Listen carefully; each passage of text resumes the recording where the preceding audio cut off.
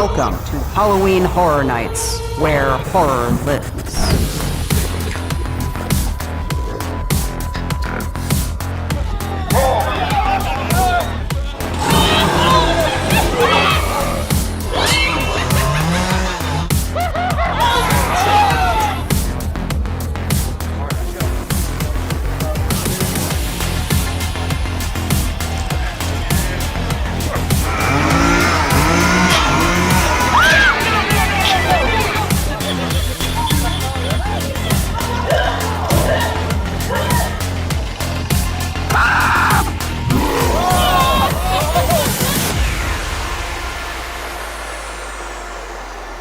Fuel this nightmare with disturbed thoughts and tortured souls.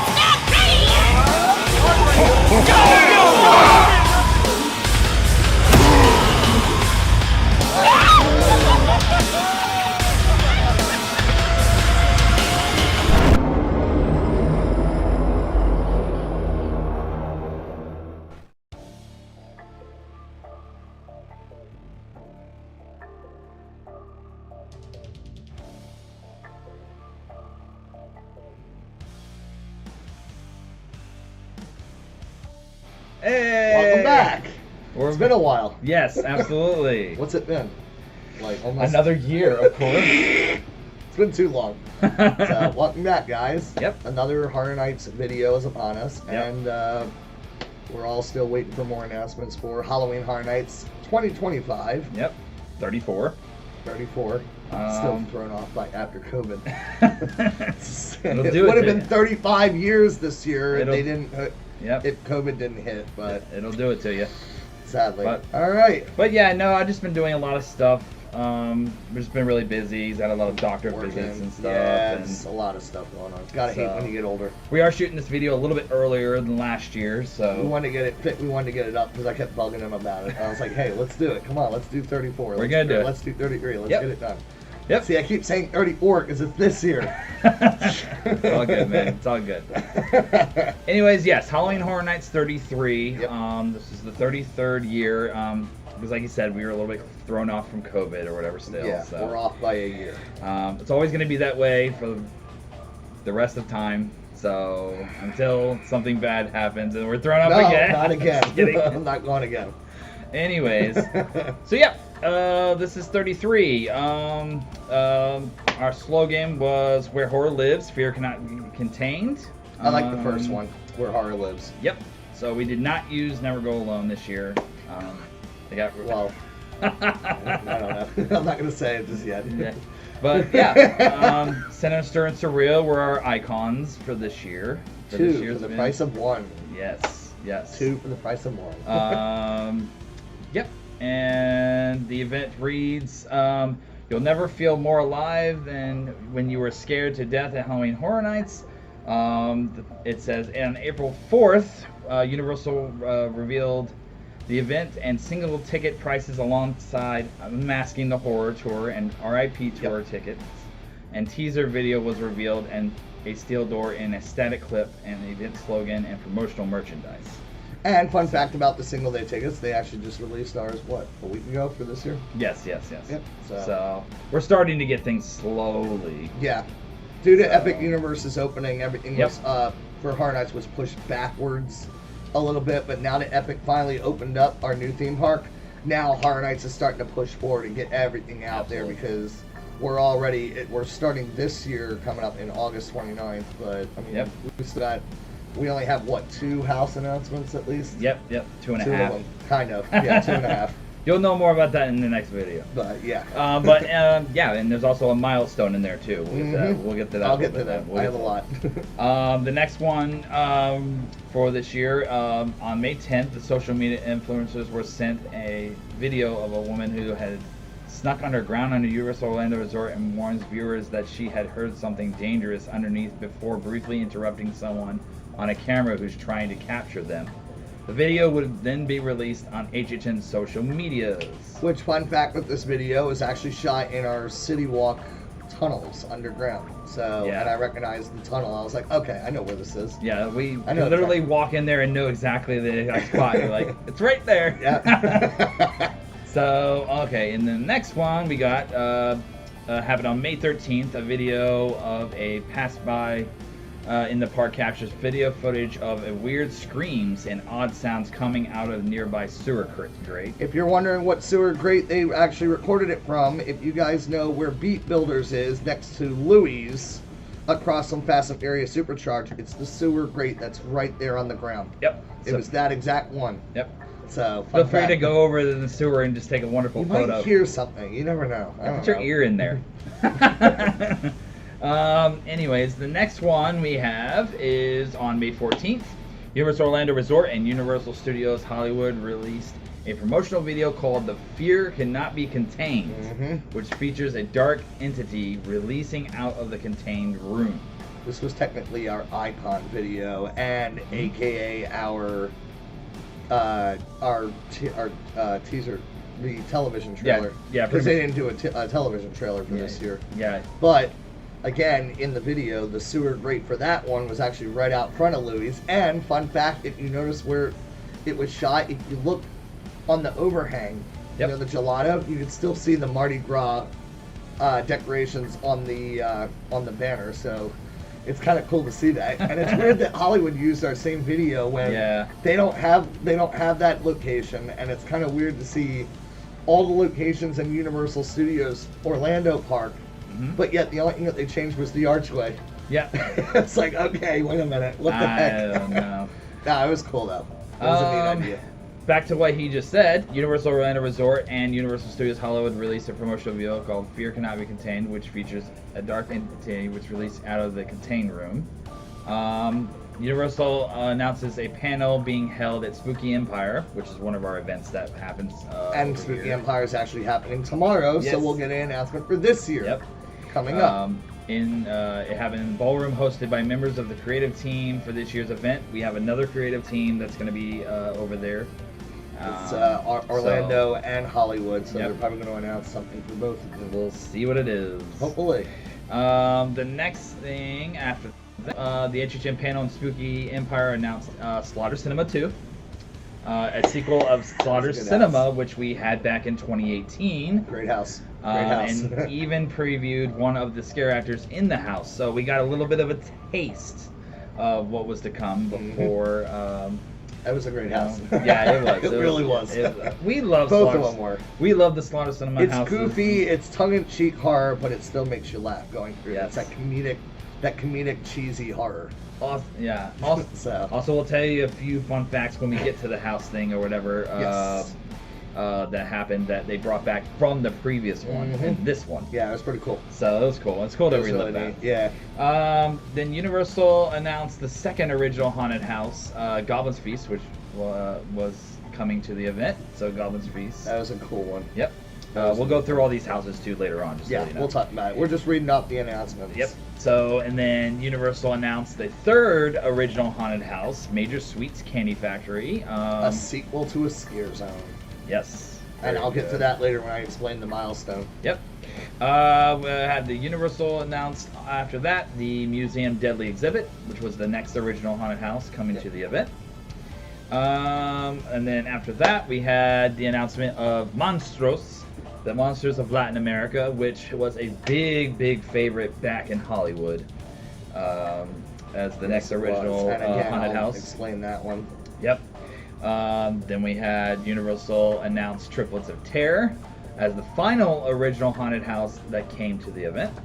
Now, it's not a milestone. I forgot to add it, but I am going to just say right now, this is the first year that Halloween Horror Nights has ever done this, where they announce all the originals back to back to back to back. Like literally, it was one whole week Yep. of originals. They've never done that. Usually they wait for a specific day or time, like, oh, we'll get a house this week and then we'll get a house next week. No. Yep. That last year it was back to back to back to back Yep. to back with the originals, and I was like, okay, what the heck? That's different. So, but as of so far for this year, they haven't announced any originals yet. Yep. yeah. Then on May 30th of last year, we announced the Premium Scream ticket event, limited to a certain amount of people that would be able to will release on June 6th. I'll talk about that more when we get to the milestone. Ensuring guests an exclusive night with no lines and an early entry along with free food a day before the opening night. Yep. It was also expensive as all get out, so just so you know that. June 6th, 2024, we then released the Premium Scream ticket with live, and A Quiet Place was announced as the first IP haunted house that came to the event. Yeah. Good one. There will be another milestone on A Quiet Place. We'll Yep. get to that later. On June 27th, Universal announced Ghostbusters Frozen Empire Awesome house. as the next IP haunted house that came to the event. This was the second time we've did Ghostbusters Yep. in Horror Nights history. On July 11th, Universal announced the release of the multi-pass tickets for the event, and Insidious The Further is announced as the third IP coming to the event. And this is, like he said, the second time we use Insidious. Well, as far as its own house, yes, but as far as it being in, It's been in there it's many been times. in a few Blumhouses in the past. Many times that we had So I think Insidious. it's like this was like I think the third or fourth incarnation that we've done Insidious. Insidious is good. Then on July 15th, 2024, Universal announced Torture Fair Yeah. as that one was of a good the time. 5 scare zones coming to the event. Then July 16th, right after that, Universal announced Swamp of the Undead as the second scare zone Cool one. coming to the event. That was a cool one. On July 24th, Universal announced Duality of Fear and Demon Queens as the 2 scare zones coming to the event. There is also a milestone on that as well. On July 25th, 2024, Universal announced Universal Monsters Internal Bloodlines as the final haunted house coming to the event. There's also a milestone on that. Yep. I've done my research, trust me. On August 7th, Universal announced Enter the Blumhouse as the final scare zone coming to the event. That's right. This one took a while for them to like really get it out there. I don't know. Yeah. I know they kind of teased it for a little Teased while. it and a then long finally, time, and I was just like, just announce it. It was like I think the original photo was just fog. Yeah. And it said something in the fog, but you couldn't read it. And then as they kind of lowered the fog logo, you could see Enter the Blumhouse. And then the third photo showed the icons of who was going to be in there. I was like, okay, that's cool.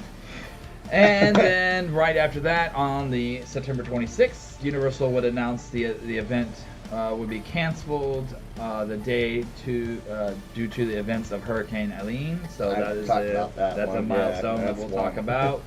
And then the final one was Universal will announce the cancellation of the event nights on October 9th and 10th due to Hurricane Milton setting to hit Florida. That's right. I forgot it was 2 hurricanes. We did have a bad weather season this event. I think the first hurricane we got, I think one of them we got lucky. Yeah. Because the event opened up the next day, but I think Milton was the one that we had to cancel and redo 2 more days. Yeah, it was the bad weather. We'll get into that more later. All right, your event dates for this year were August 30th through the 3rd. Is that correct? Yes. Yes, August 30th to November 3rd. Yep, the November 3rd. Ticket prices, day tickets were here we go. 82. You ready for this? They hiked them up. $82.99, between $82.99 and $123.99 plus tax for a single day ticket. It just depends on the night you're going. Yeah. Your express passes, individual express passes were $159.99 all the way up to $239.99 plus tax for if you wanted to get express. And then you had to get into your passes here. Here we go. Freedom Fear Pass, $239.99 plus tax. If you wanted to tack on express with that, it would be $729.99 plus tax. Your Frequent Fair Plus pass, which is the one that, which would be $289.99 plus tax. The next one's mine. This is the one that we normally get. Frequent Fair Plus with Express, $839.99 plus tax. It hurts so I remember bad. When I first saw that price, I was like, It hurts "Oh, so bad. Christ." I'm like, all right, here we go. I Yep. save up for it every year, so Yeah. it's the one thing I spend the most money on because Yeah. Yep. I won't go to the event anymore without Express. It's gotten too crazy, too busy, and I just like going. Like on nights, say I get out of work early, I'm like, okay, I'm gonna go in, do all the houses with Express. I can be out of there in 4 hours, Yep. and I'm good to go. I enjoy. I get use out of my pass. I bounce around from time to time. Sometimes I do the one with Express, sometimes I don't because my wife has AAP, so she does have the accessibility to be able to give that to me and make it a little more easier for me to get into the houses. So most of the time I do get the same pass as him, but there's some times where I just do that with her. Yeah. This year. Her AAP, like this year. This Yes, year I I'll am. probably do the same thing with I Frequent am. Fear Plus with Yes, Express. yes, yes. So. So Moving on, Ultimate Frequent Fear Pass is $399.99 plus tax. You want to tack on Express for that? Okay, $1,069.99 plus tax. this is actually the first year that we broke the $1,000 mark. Yes. For tickets, like we've never seen it go over 1,000, and this year, Yep. it broke the one that he just mentioned, Ultimate Frequent Fear, which is every night. Yep.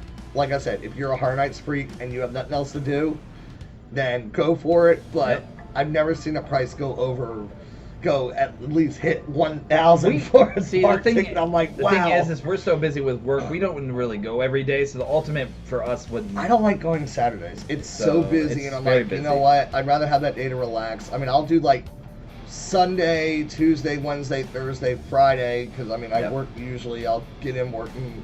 If it's not busy, I'll try to get out early, or if I get out early already, Yep. I'll go into the park, enjoy the event.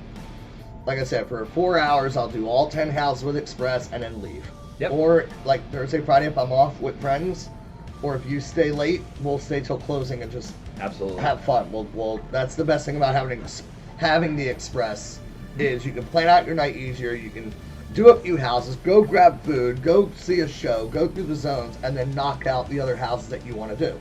Absolutely. And you don't have to do all the houses. Say you want to just do the ones that you like that night and then go. Fine. Yep. That's the best part of it. Excuse me. That's the best part about having it. Yep. It's good for planning. All right, and then we had the Russia Fear Pass, which this one only covers September. So if you're wanting to just go in the month of September and just experience everything right away and just get it over and done with, you don't want to go in October, you don't want to go in November, this is the pass for you. $179.99 plus tax. If you It's just the one that some of my friends just go want, for. if you just want the pass to get in. Yeah. If you want to add Express onto that, it's going to be $609.99 plus tax. Yep. And then back to the premium screen ticket, which we talked about earlier. That I'll came. talk more about We'll it talk when- about it when we more, get in but there. the price for that was $350 plus tax. And the fun fact, So- little fun fact for this year coming up, I actually cross-checked the prices. It's the same price this year. Oh, okay. So it's still $350. All right. All right. We have the event backstory, which I will let you read, sir. All right. So, for 33 years, the screams of thousands of eager Halloween Horror Night guests have been collected within the shadowed depths of Universal Orlando Resort. With each year that went by came a new set of frights for our guests to indulge. All the while, their wails of terror featured beneath the billowing fog up to the surfaces, forming a monstrous manifestation of the horror that lives within the hearts. An evil overgrowth. Sorry, my reading's not very good. An evil overgrowth that would spread its hellish grasp throughout every crevice of the park's underbelly. As the overgrowth expanded in size, the beating heart ripped a tear between our world and theirs, and the vast universe of horrors that exist beyond our own. The never-ending void in which fear derives from. Within that universe are two distinct realms: One fueled by physical pain, while the other is plagued by psychological torment. At the helm of these worlds are the two entities, our icons, Sinister and Surreal, who each embody the hellscapes they stand guard for. Oh boy. So that's the event backstory, and we'll get started on the milestones. Yes. So the first one is, sorry, I didn't have it loaded up. Premium Scream Night. So this is the first year that they did this. Of course, we all know that team members had their own team member preview night. Mm-hmm. Well, guests and some fans actually wanted something like this, so Universal decided to create what they called the Halloween Horror Nights Premium Scream Night, in which he already mentioned you got food, drinks, like there's short lines for the houses, so you can do all the lines, even without express. You got a special lanyard, and for a separate price, you were able to do this event. And this is the first time that we've ever done it. Mm-hmm. And I don't think, I mean, it wasn't that busy from what I heard, but I think maybe this year. I think I heard a thing saying there was only like a little over 5,000 in the park. So, I mean, Who knows? that's what I was hearing, but It is who what it knows? I just know it wasn't that busy. A lot of people had a great experience with it. Yeah. No, people Um, said that it was a lot of fun because they can so- literally go through the houses and not have to worry about You're not the worried. long lines and conga lines as they usually do because Yep. the event's busy. You can't pulse people through the normal event. If you do it normally, you're going to be waiting in 3 to 4 5-hour lines, and in half your night, you're only going to get like 2 or 3 houses. Yep. Which is why during Horror Night nights, they just conga line you through Yep. to get you through the houses so they can get their quota. But For sure. overall, it's fine.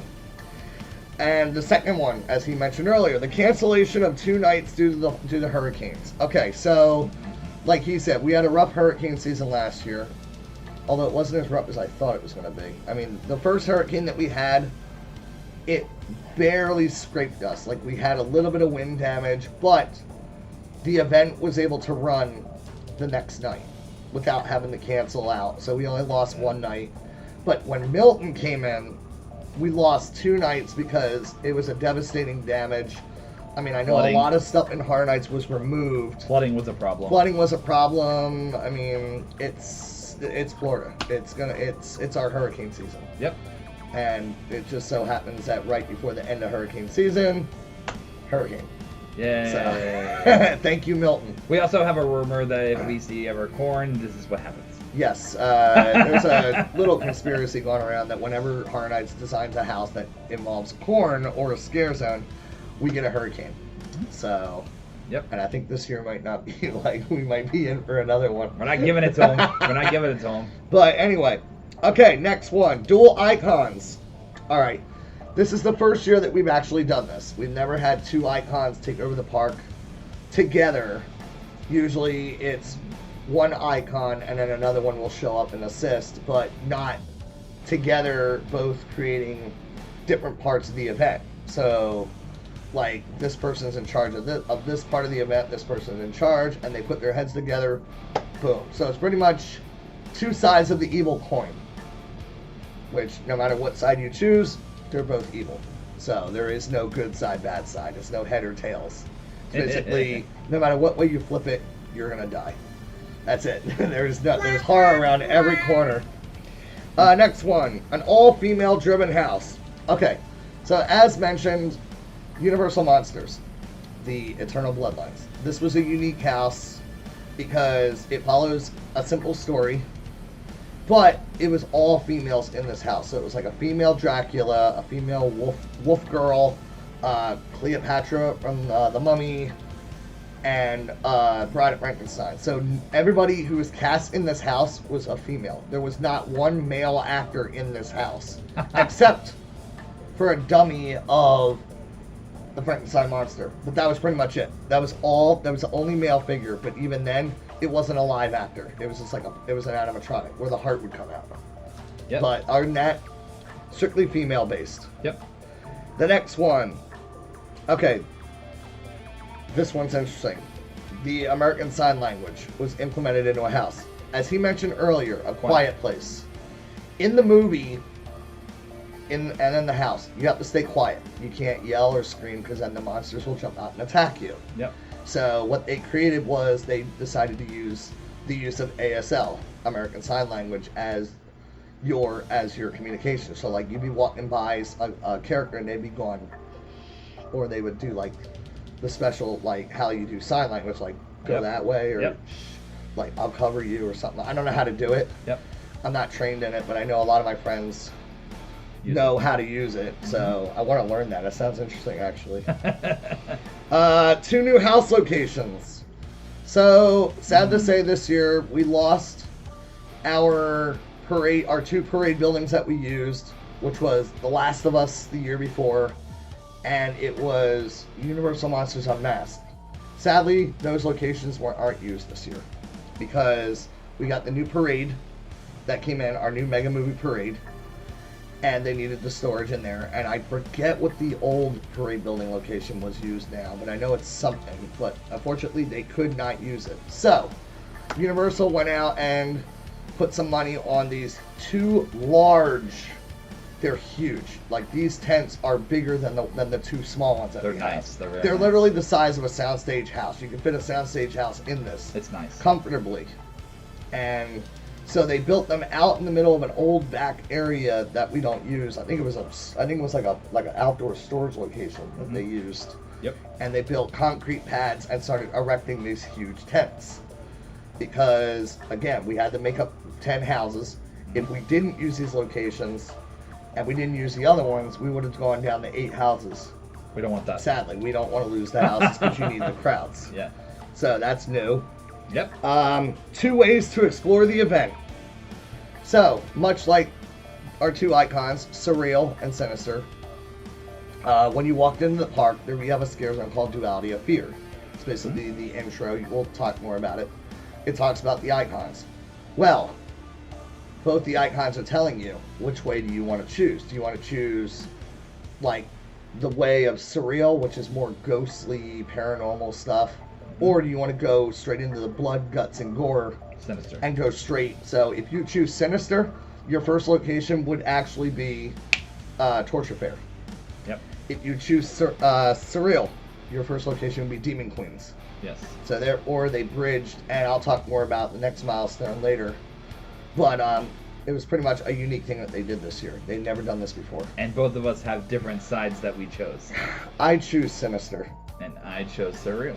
So So- I'm more the blood, guts, and gore person because I grew up with Horror Nights in the past, and I love all the blood and guts and ripping people's hearts out and all that crazy. And I like the Surreal because I like the creepy, eerie feeling. So blood fits. move on. Next up, date selection for frequent fear passes. All right, so due to the event getting more popular, Universal decided to create a system where when you choose your frequent fear pass or Rush of Fear, you have to choose what date your first date will be on, so they can figure out the crowds. Yep. So if you chose, say, you chose your date as September 7th or September 17th, and the event opened August 30th, you can't show up from August 30th to that date and use it because your pass will be blocked out until then. So you have to choose what date you want to start. So if you're going to start on opening day, you have to choose August 30th, and that was your first use, and then your pass is good all the way through. But if you tried to choose a date later and it'd be like, oh, I changed my mind, I want to go, no, you're stuck. You're stuck until, I mean, I don't think that there is a way for Universal to change that even when you changed it, because I remember turning away a lot of people like, no, I'm sorry guys, you blocked.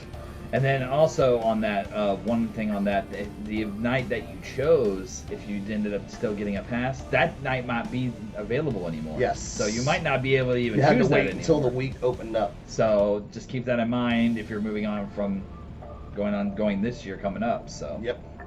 Next one, new Stay and Scream locations. Okay, so I think we've talked about in the previous video about us losing the Universal Monsters Cafe.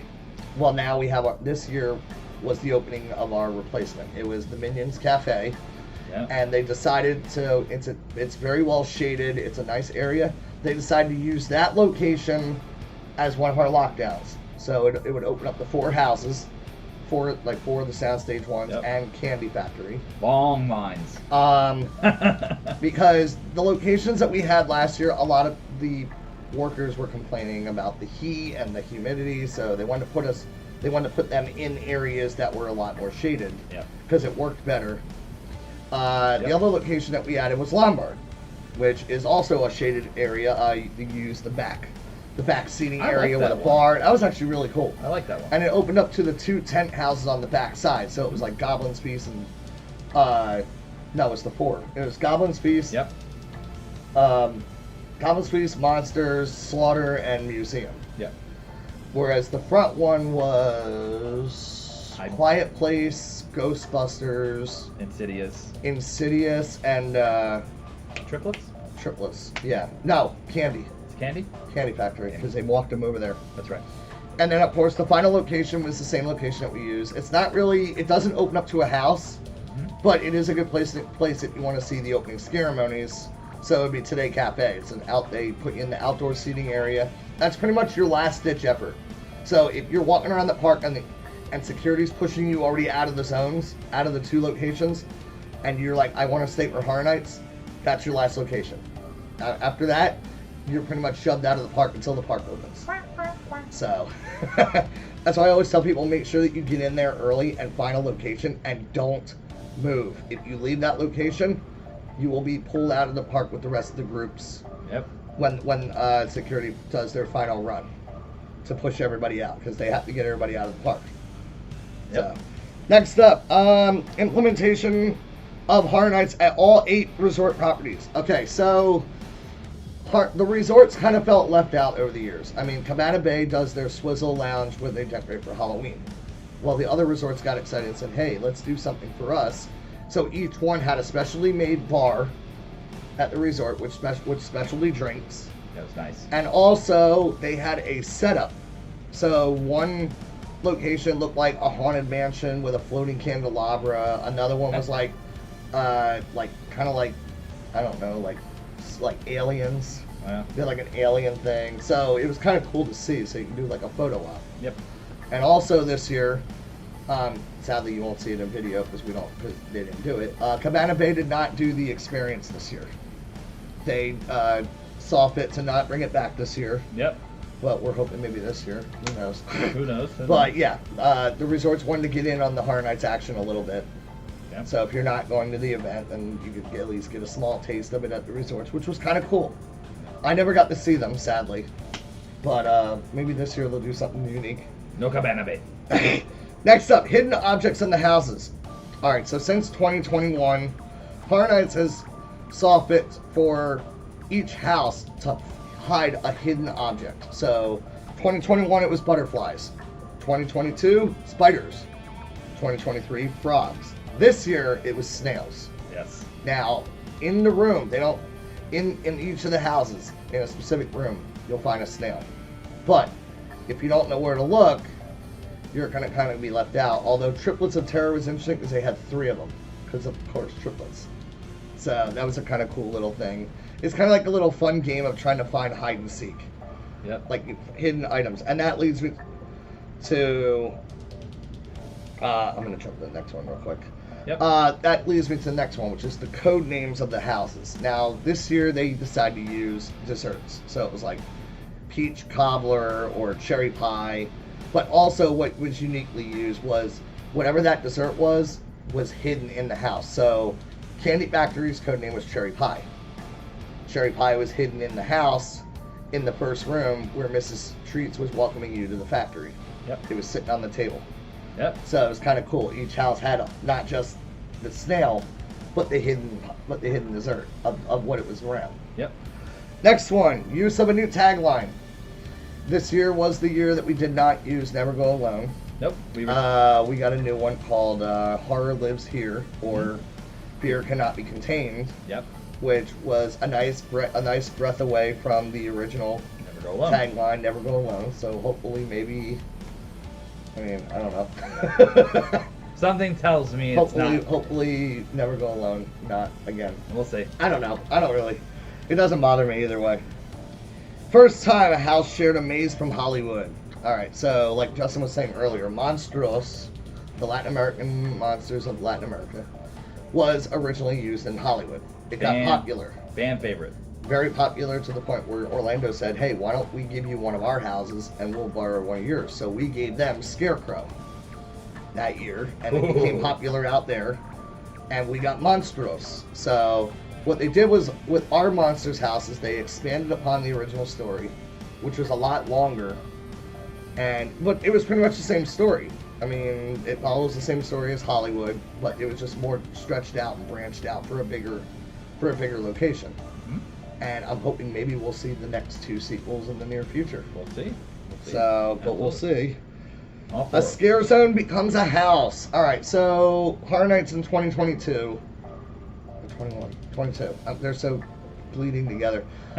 Sweet Revenge was a scare zone. This is where we met the Icon Major Sweets. Yes. Well, this year they decided to do a house, Major Sweets Candy Factory, which the fun fact is, we'll talk more about the house when we get closer. The house takes place a few hours before the actual scare zone sets off. So when you're walking through the house, Major Sweets is in his office planning out the parade route for the scare zone and how he's going to deliver these evil children to wreak havoc on the streets. And this is, like I said, a few hours before, because you can see on the blackboard in the house, it shows the parade route and his plan. So we're only 8 hours where the house sets. 8 hours ahead would be the scare zone. Yep. So it's like, okay, this is cool. Like how they did that. Flip Yoli's, kids. Return of HHN Bear in a house. Okay, so we I all love him. remember HHN Bear from 2015's Oh. Monsters of Mayhem. Jack's Monsters of Mayhem. Well, he made a comeback this year in a house called the Museum, Deadly Exhibits. So he was in one of the rooms. It wasn't a scare actor. It was like a statue, which Yep. was also used in Horror Nights 2021 in the tribute store. Yep. And people were like, oh, we'd love to see him come back in another form. So they created a statue of him and put him in the house. Right around So the corner to the right. So as soon as you're coming through the corner, it's like, oh my God, there's Bear, there's Bear, there's Bear. Like I said, he didn't move. It wasn't an animatronic. You just stood there as a statue. It's a cool thing to But it was see. a nice little nod to a classic person, Yeah. or an icon. Death Eaters return the Diagon. All right, so this is the second year now that we've done the Death Eaters in Diagon Alley, and it fits very well with Horror Nights because we can't necessarily decorate Correct. No. London Diagon for Halloween because they don't really celebrate Halloween in the Wizarding World. Yep. I mean, in London they probably do, but not in that sense. But yeah, Death Eaters were walking around, interacting with guests, casting spells, making things go off. There was a little show too, if you went in. Yes. There, I didn't get to see the show. I don't think. It's actually really cool. Yeah. It's pretty neat. But then again, like I said, Diagon Alley's open for Horror Nights, so if you want to go in and do Gringotts and see and drink butterbeer or pumpkin juice, go ahead. It's open. It's probably the deadest it'll ever be too. Yeah, literally. Everybody, Excuse the pun. because everybody. Oh God. It's a, Next up, Blumhouse advertises the remake of a movie. Alright, so Blumhouse is working on an idea of remaking The Wolfman. So, to advertise it, not only did they release the trailer, they actually, at Horror Nights, created a photo op with the Wolfman character up on the stage. yep. It lasted for a while. It was removed for unknown reasons, but the movie released, so they saw fit to advertise it at Horror Nights because I mean he is a classic monster, Wolfman. but in a new form. Yep. So, but this time he didn't look more wolf. He kind of looked more human.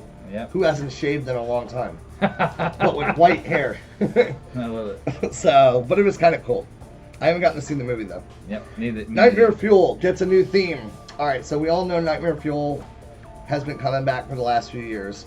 Well, they thought of the idea of changing the theme instead of it being a revenge dream of like just someone dying and trying to come after you.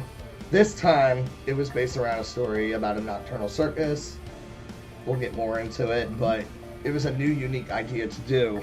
Yep. And a nice step away from like, okay, we're going back to this dream, this demon queen's back again. Yep. Instead of like, oh, she kills you. Okay, we're going to try to get her. Nope, the third one, we finally get rid of her, and now it's something completely new. So it's a whole Yeah. new dream. And anything with a circus too, I love. It's pretty cool. I love that. It's stuff. pretty I cool. love that. I enjoyed the theme. A forgotten mascot, not strong enough for an icon. All right. So as he mentioned earlier, we talked about Slaughter Cinema 2 was being announced. Mhm. All over the merch for this icon or for this mascot, it was the punk skull rock guy, Yep. which is in Slaughter Cinema in one of the movies. It was what was the name of the movie off the top of my head? Heavy Metal Hell 3D.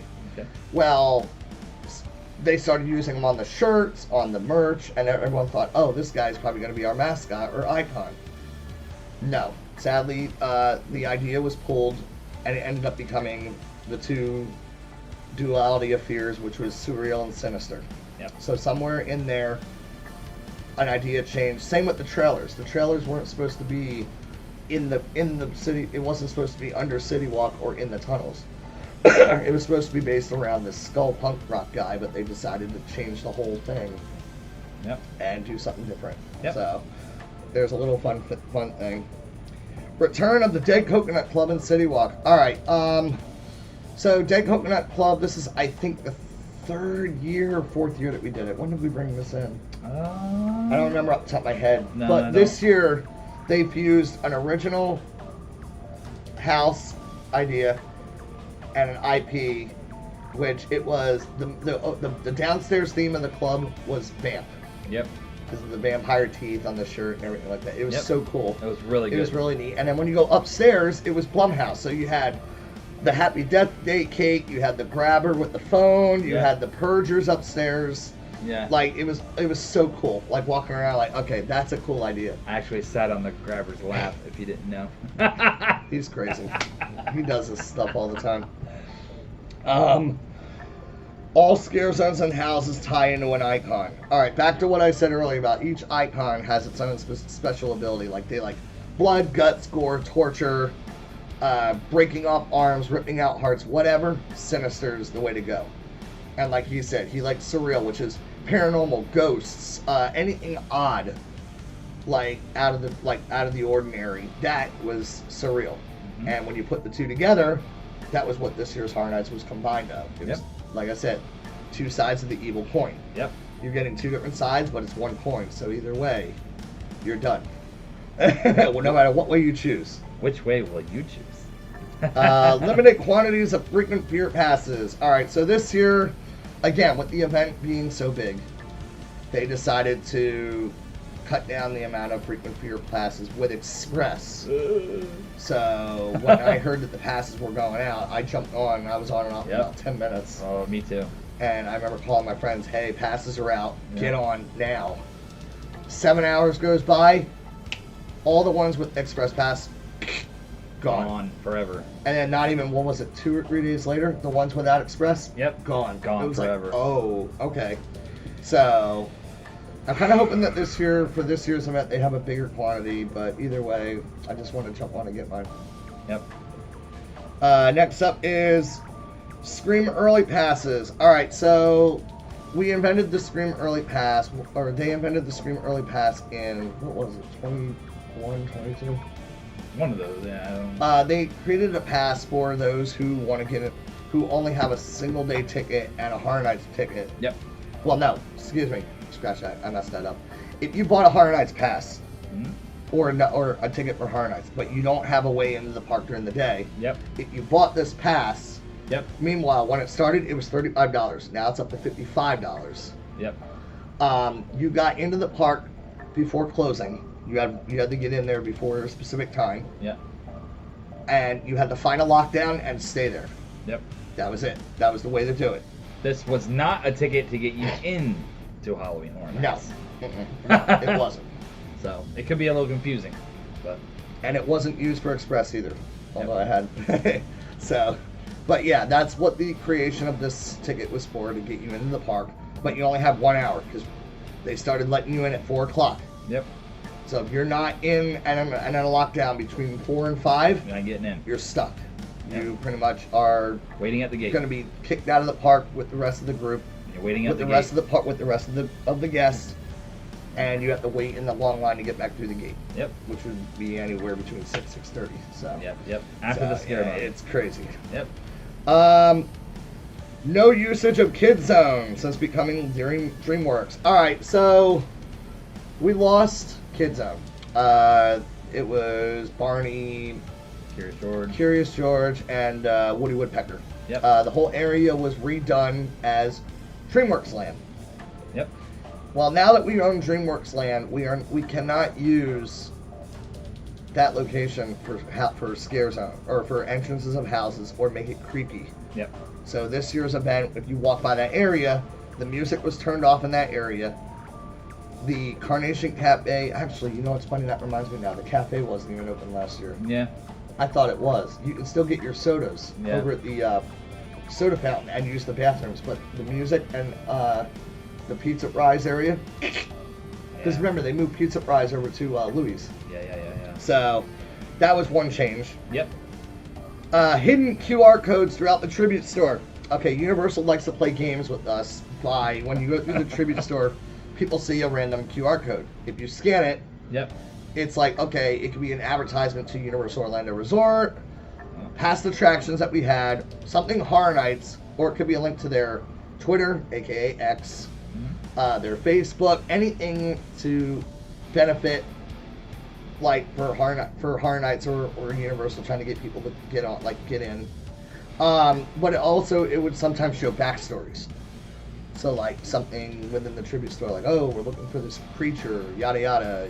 If you see it, message this, or take a photo and message us. And you had to collect them all. And it's like filters and stuff like that you can create, which is kind of cool. Yep. Like again, another scavenger hunt. Yep. But it was really neat that they're doing that because it's fun. It's more fun things to do. Yep. Next one is new pathway to 2 mazes in the back. All right. So as I said, the locations where the 2 soundstage houses were to go through, it would have been over by Kid Zone. They would have been side by side, and then they split. Yep.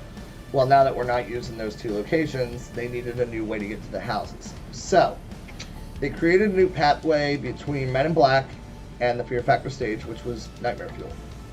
There's 2 house entrances. There's signs above you that say one house. But you go down the pathway as one big group. And then when you get to the end of the road, it splits. So one house was on the right and one house was straight ahead.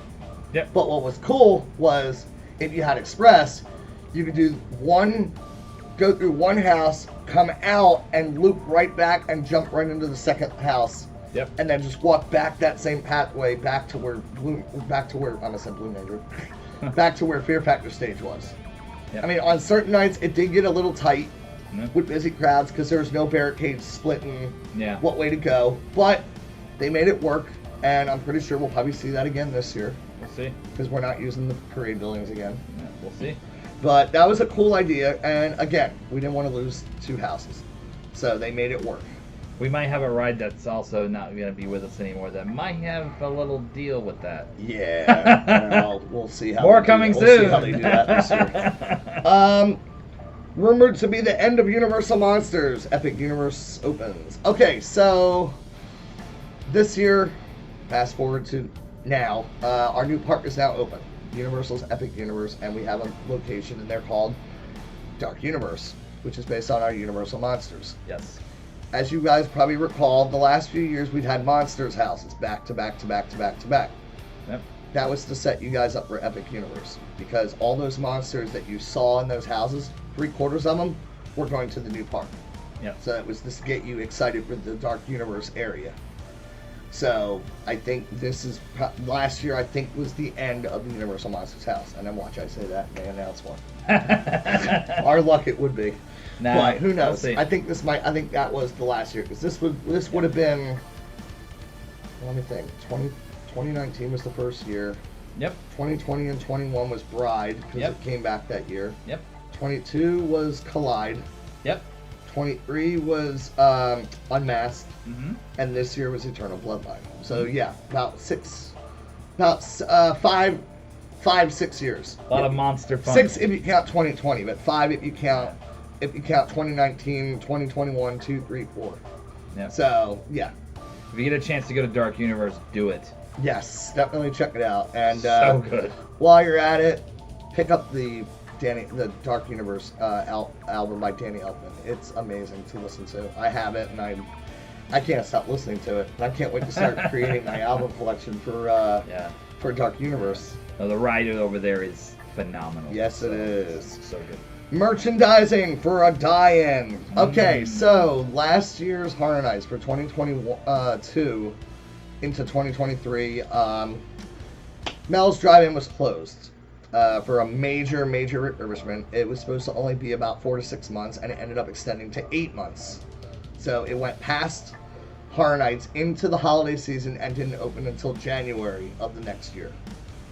Well, due to the opening of that year, they decided to create merch to advertise Mel's Die-In or Drive-In, like they spell it Die-In for Horror Nights, which is cool. Yep. And I know the fans for years have been begging for them to do Mel's merchandise, and I hope this year they do some new stuff too. Yep. But the restaurant looks great. Yep. They rethemed the whole thing. They cleaned it out. It looks great. Yep. The food is still amazing as always. If you guys haven't been to Mel's Die-In during Horror Nights, it's to die for. It's really good. It's really... And people bought these shirts like crazy. They sold... And this was the wrong one. It's the AP exclusive, actually. Yeah, but I got it because I'm like, you know what? I love Mel's. And I was like, when are you ever going to see them sell another Mel's shirt again? Because they don't sell regular Mel's Drive-In shirts. They only did this specifically for Horror Nights. Yep. And it was really cool. So they had like shirts, hats. I think they had a magnet. Yeah, and they also had a apron. An apron. Yeah, they had an apron. So they created an apron for the females, and it's a bloody apron. And the fun fact is, they actually allowed team members who were working there. If you were a male, you can wear this shirt, but it didn't have the AP. Yep. On theirs. Theirs had UOTM on it. Yep. And also, for the females, they allowed them to wear the bloody skirt, like. Yep. So that was kind of cool that they actually let them play with this idea too. That was cool. So I bought a shirt myself, so my wife or whatever. I wanted to wear this one because, like I said, ask Ken. I go to Mel's and Louis all the time, so Mel's is like my favorite. Yeah. But it was a good welcome back to Mel's. Good shirt. Loss of an IP, gained an original. The house count this year was 4 IP, 6 original. We lost an IP. I forget which one it was. I think it was originally supposed to be the Wyatt 6 house, but something happened and it dropped. So then we got triplet. We kind of got an incarnated version with triplets, because triplets and the Wyatt 6 are kind of the same thing. It's like they wear masks. Wyatt 6 jump out and attack tag team people on WWE. Yep. Triplets of Terror, they pretty much killed everybody. So it's kind of like the parallel is right there, and then it kind of splits. Yep. But yeah, we gained another original. Yep. Return of favorite mascots. All right, so as I said before, Major Sweets came back as one of the mascots for Candy Factory. We also had Little Boo. Little Boo was still around. I think he was with Candy Factory. He was on the hat. Yeah. And on the merch. And also a icon that we haven't seen. Well, she made her first debut in Horror Nights 2011, I think it was. It was in Overgrown. Grown Evil. And then she also made her comeback in last year's previous event with Oddfellow in what was it? What was the one in San Francisco? The Dock. It was the shipment scare zone. Whatever the zone was. Her character is known as Batilda. She's a tall stilt walker that looks like half human, half bat. Well, all the fans fell in love with her and they gave her this name, Batilda or Bat-Tilda or Bet. I forget. I think it was Bat-Tilda. It was Bat-Tilda. Well, the tribute store decided to wrap their story around this character. Oh, that was cool. Even though walking through the tribute store reminded me mostly of Last of Us. But the ending of the house, or the tribute store, showed Batilda. She was a huge statue at the end like breaking through the subway wall. Absolutely. So it was really cool to see. Yep. And everybody loved it, and they created, and actually I think they created some merch for it, like an artwork. It was like a comic. Yeah, and then they had the cookie. Yeah. So It's like literally walking into a comic. And then finally, the last milestone, no more park maps. Alright, so as Justin and I mentioned in the last video, we heard that they were not going to be releasing park maps because they're trying to go green. And they We were right. And so now everything is on the app. However, fans have decided to create their own fan concepts of the map. So we actually have, we'll show it later on, but we actually have a fan concept of that map that was created. But it looks like Universal pretty much designed it. Yeah, it looks like something that It's really probably cool. would have been the map. So. And that is the end of the milestones. We come to the end of that segment, so we will come back to you guys in a That's few a lot of moments. milestones. Yeah, I spent last night, all last night. Like I said, it's been months since we did this, so I had to really dig into what I remember. And I'm pretty sure if I start talking about houses and stuff, other things are gonna come into my mind. I'm like, damn, I forgot to do that one too. But no, like I said, I mean, those are the milestones, and so we'll see you guys very shortly, and we'll do the houses next. All right. All right. All right, we're back. All right. So now the haunted houses. I will say this was a good year. Like Yes. they did a good lineup this Not year. bad, not bad. Our first house, my favorite, Slaughter Cinema 2, located in the Sprung Tent 2. The description reads, if you're dying for a B-movie horror marathon, head to the Cary Drive-In, Cary, Ohio, there you go. Scream through scenes from creature features, grindhouse gore, and spaghetti westerns, and more. And we Yeah. actually have a wallpaper. Enjoy, guys. So I'm ready to go to the lobby to get myself a treat. Daddy! Oh God, I'm not going there. I'm not touching that one.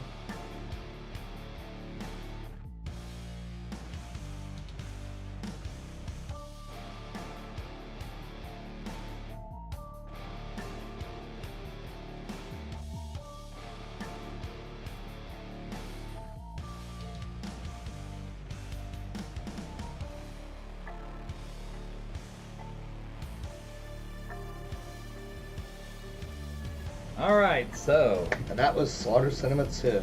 This Yes. house was actually my #1 original. I love the original house. And they went with something a little different with this one. The last year they did Slaughter Cinema 2018 was all grindhouse, gory films. yep. This one was more B horror, so it was like sharks and. But what was unique about this house is last time they did this, it was all supposed to be houses that we were supposed to get. They were all supposed to be original mazes that never made it full past storyline, so they decided to change the idea, and that's how Slaughter Cinema was created. They decided to take all the past the ideas that they had and smash them together as one house. Yes. This house, however, took it into a new realm, and instead of just talking about old houses, they decided to make fun of stuff from Universal. So, like the out front still had the classic trailers that you remember, like all the old B-movie trailers. Yep. And there was a nice nod to two houses that we had the years prior. Dueling Dragons, they filmed in one of the rooms in Dueling Dragons. And they also paid homage to House of the Year 2022. Yeah, 2022. Or was it 23? What year did we have Yeti? I think it was, Camp Ground. I think it was 23. Okay, so House of the Year. Yeah, that's right. You're right. House in 2023, House of the Year went to Yeti, Campground Kills. So they decided to do a trailer, and they actually filmed in the house before they tore it down as like a movie trailer. So that was cool. But each of the rooms was made fun of either something, a holiday at Universal or a attraction. So like the first room you went in was Mardi Gras Murders. Okay, Universal's Mardi Gras. The music was playing in the background. This was a cool room to go through because it was like, okay, I recognize this song. I remember this one. And of course, like I said, the very first room was still the concession stand, but a lot older. Yes. Like it was more rundown, more like it wasn't You didn't smell popcorn this time. Everything was all rotten and moldy, and it was more rundown. But with this version of the house, before I get any further, it didn't make it feel like you were driving through walk-ins. Like, it was more of like a more contemporary theater. And then you step through the curtain and then you're in the movie. Whereas before, it looked like the drive-in setup where you'd see the poster with the old drive-in thing. This time it was a movie theater poster on the wall of the theater, and each room you went in and out of, there'd be more trash and junk all over the floor. So like an old popcorn machine, like all rusted up and everything. You went into Heavy Metal Hell. Was the next room after this one. This one was based off the Rock the Universe that we have every year, the Christian Knights at Universal Orlando. It was a nice little jab at them. And this is where you met the Skull Punk Rocker. Which was supposed to be our icon, but they changed it. After that was Killer Kringles, our holidays at Universal Orlando. Santa. So this one was quite interesting, actually, the way they did it. After that was the clown room, which was actually I forget what it was making fun of, but I do know it was also based around a past house that we had 2 years prior called Bugs Eaten Alive. They dumped all the chemicals into the cemetery, not knowing that dead clowns were here, and now they brought the clowns back to life with zombies. I don't want it. Another room that we had is, Hatchet and Chains, Demon Bounty Hunters. This one was also a jab at two houses that we had in the past: Ghost Town, the Curse of Lightning Gulch, and also the Darkest Steel. Kind of like in that, like they took the two and just put them together. The last three rooms. Okay, now we're getting into a little bit of Universal history. The next room was Blood and Chum. This was a cool room. This was a nod to Jaws the ride that we used to have at Universal, which closed in 2012, sadly, for Harry Potter. His heart. But yeah, sadly. But this room was really cool because it felt like you were underwater, and there was this like shark that looks like half zombie, like a mutated shark, and all around, again, they also tied in to Bugs Eaten Alive because there was barrels of the toxic waste from the exterminator dumped in the water that said BuzzCon. So if the shark ate that, he was mutated.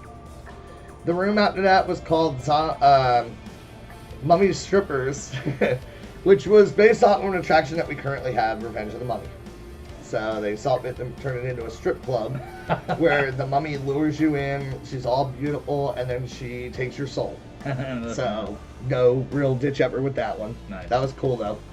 And the final room is Zyborgs. This is a fun jab at Terminator 2 3D that we used to have, because it was replaced by the Bourne Stuntacular. So these female Zyborgs lure you in, and they're to start another war.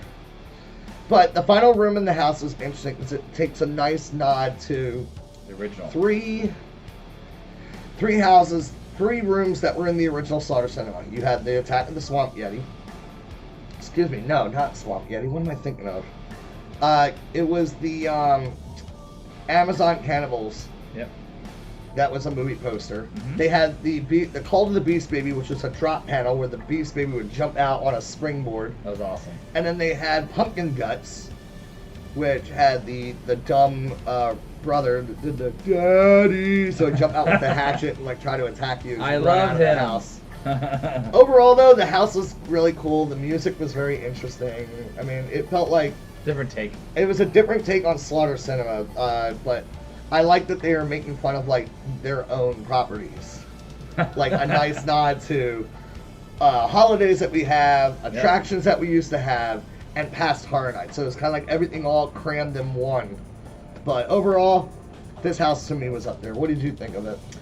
I liked it. It was good. Like I said, I always love when they bring stuff back from the originals, and you get to see it another time in real form. So the baby in the daddy whole thing or whatever, that was nice to see. So yeah, that was pretty cool. That was a good one. But we're gonna leave the theater behind now. Justin's gonna lead us into the next one. Yes, I'm gonna lead you to wear something very goblin-y. Nice. It is Goblin's Feast. It was in Sprung Tent 4. And the description is: visit a goblin village where hordes of bloodthirsty goblins, orcs, hobgoblins, and witches would love to have you for dinner. And we actually have a wallpaper. Yes. Enjoy, guys. So enjoy, and I'm in the mood for some goblin. No? No.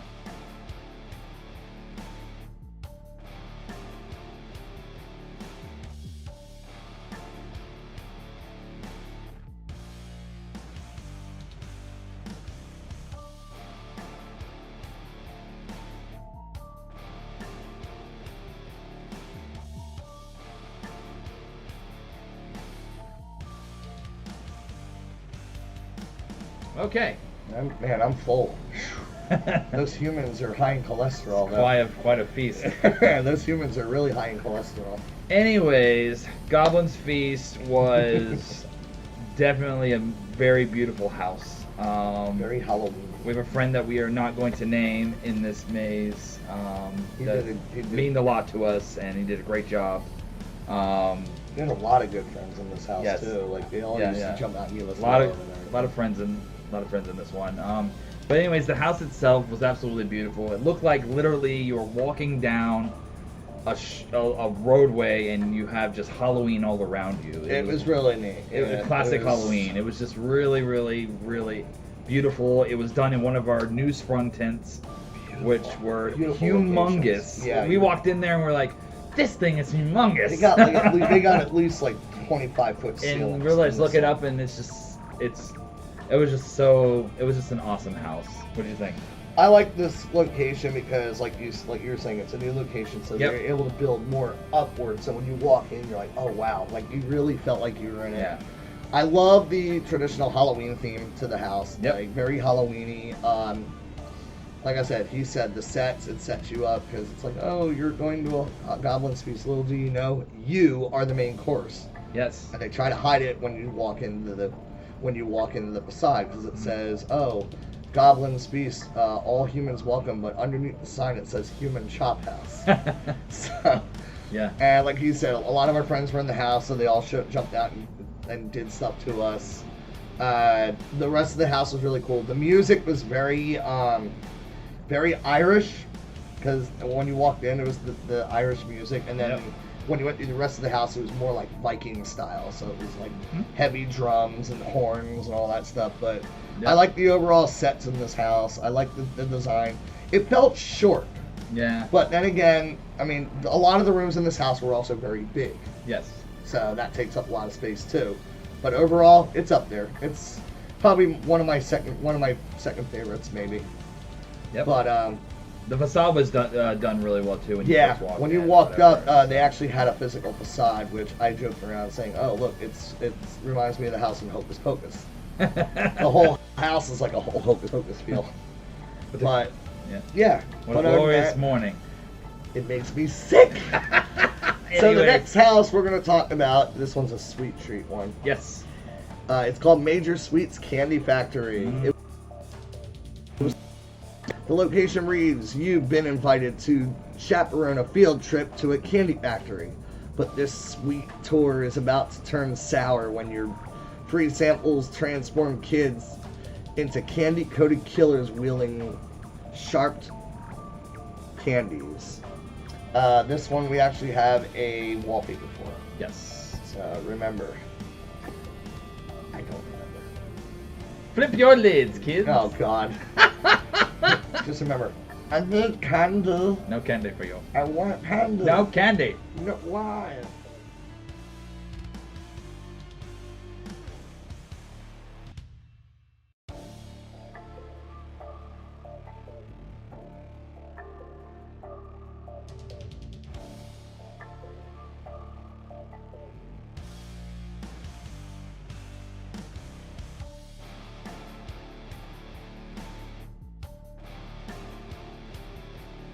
Right, now is candy.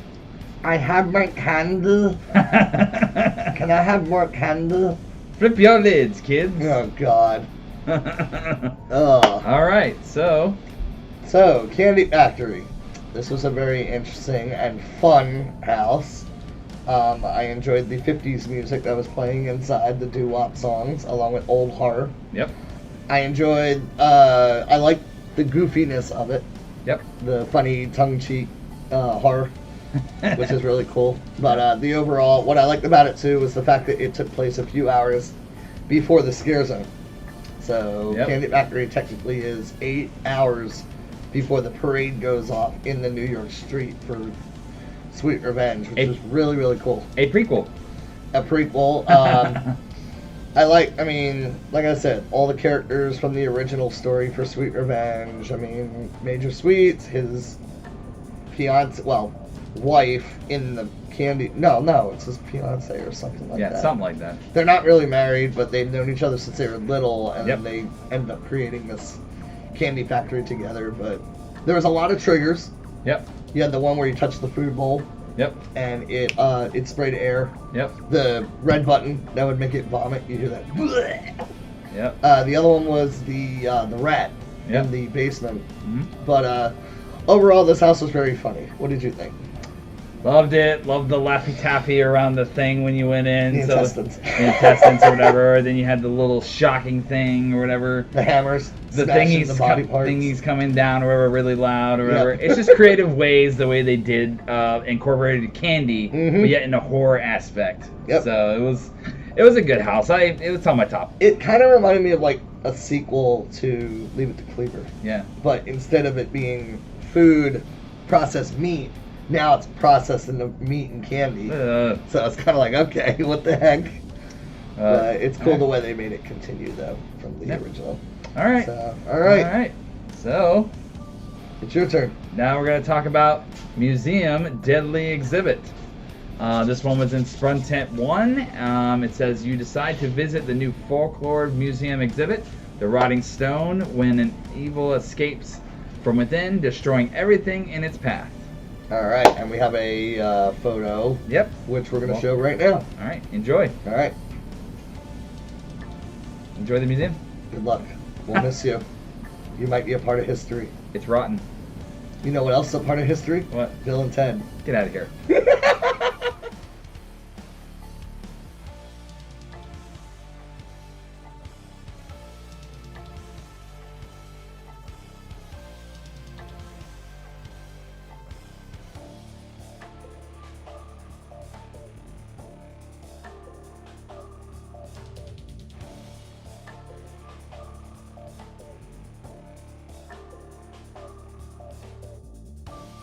All right. That All was right. the wallpaper for the museum. That was a fun tour. Deadly Exhibits. Quite rotten. So my thoughts on this house is a lot of people. I thought it was going to be a little more different though, going in at first. When I first went in or whatever. Like you said, HHM Bear lives in this house. Yeah. So it was great seeing. Almost some- near the end of the house, it was- about halfway yeah. through. So it was good seeing HHM Bear, and when you get to see things from past events, it just Past means zones and houses. it means a lot or whatever, because it's a staple to the event. So Yeah.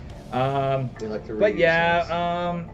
I think we knew maybe a few people on this one at all. I think I don't knew know. two. Yeah, 2 or 3 a in this few one. in this one, but overall, I love the facade walking in. The The facade old museum. the old facade was actually really cool walking in. And then the glowing crate. Yeah, With the object. going crate and everything. All in all, I thought it was okay. Yeah. I thought it was a cool house because, like you said, how they reuse like a lot of scare zone and house material. Like they had like Yep. the Vikings from the Viking scare zone. I think some of the plants from Seeds of Extinction were in there. Yep. The rock, or the last character that jumped out was actually a recreation of the what was the one from Last of Us? The bloater. I There was a, think so. a reenactment of the bloater. Yeah. But overall, it was really cool. Each room was designed to a specific. Dead Man's Pier. Yeah. Dead Man's Pier was used in there. But overall, like each room is dedicated to a certain theme. So it's like sea creatures, Yeah. torture, Yep. mythological creatures, Vikings. So it was a nice little nod. I enjoyed the house very well. It's not up there as my favorite, but Nah, not really. it had its moments. Like Yeah, it it was did. really cool. The effects inside were really neat looking. You had some different smells in there. Oh yeah. So I remember the one that kept getting everybody was the wallpaper scare. They brought it back from freaking what was it? The Weekend. yeah. But All right. we're leaving the Museum. museum and we are going to explore some other type of monsters. The next house is Monstruos, the monsters of Latin America. Yep. Soundstage 23. Yep. The location reads, I can't say that. It's a little bit in Spanish. Tienzo. I'm trying to read it. With La Muerte as your guide, you'll be asking for mercy from these 3 terrifying monsters. The blood-sucking I think it says Kahalapuchi, Lilliputian. Yep. owl-faced witch La Lechuza, and bone-ripping El Cibon. And Yep. we actually have a wallpaper for this one. Yep. Yep. So, mercy. No.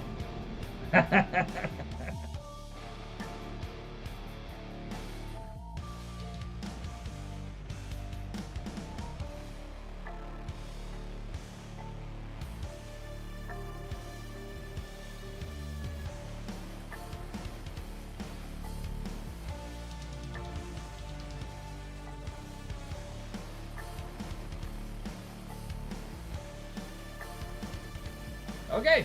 And we're back. This house was incredible. Okay. I heard about this one in Universal Hollywood, and I was like, okay, they have to bring it to Orlando. Let's see what it does. It did fairly well. It jumped up there as one of my, like, this was also another one of my favorites. They spread out the house compared to Hollywood, so, like, Muerte was there in the graveyard digging and telling you the story of the 3 lores that you're going to bump into.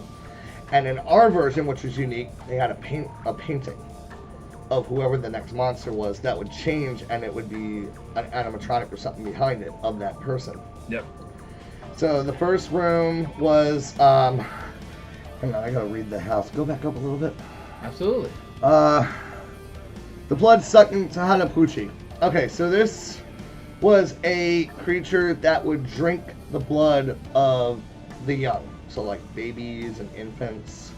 There was a lot of controversy with this one, but like anything else, they just ignored it because it is basically Spanish lore, so it was a lore for them.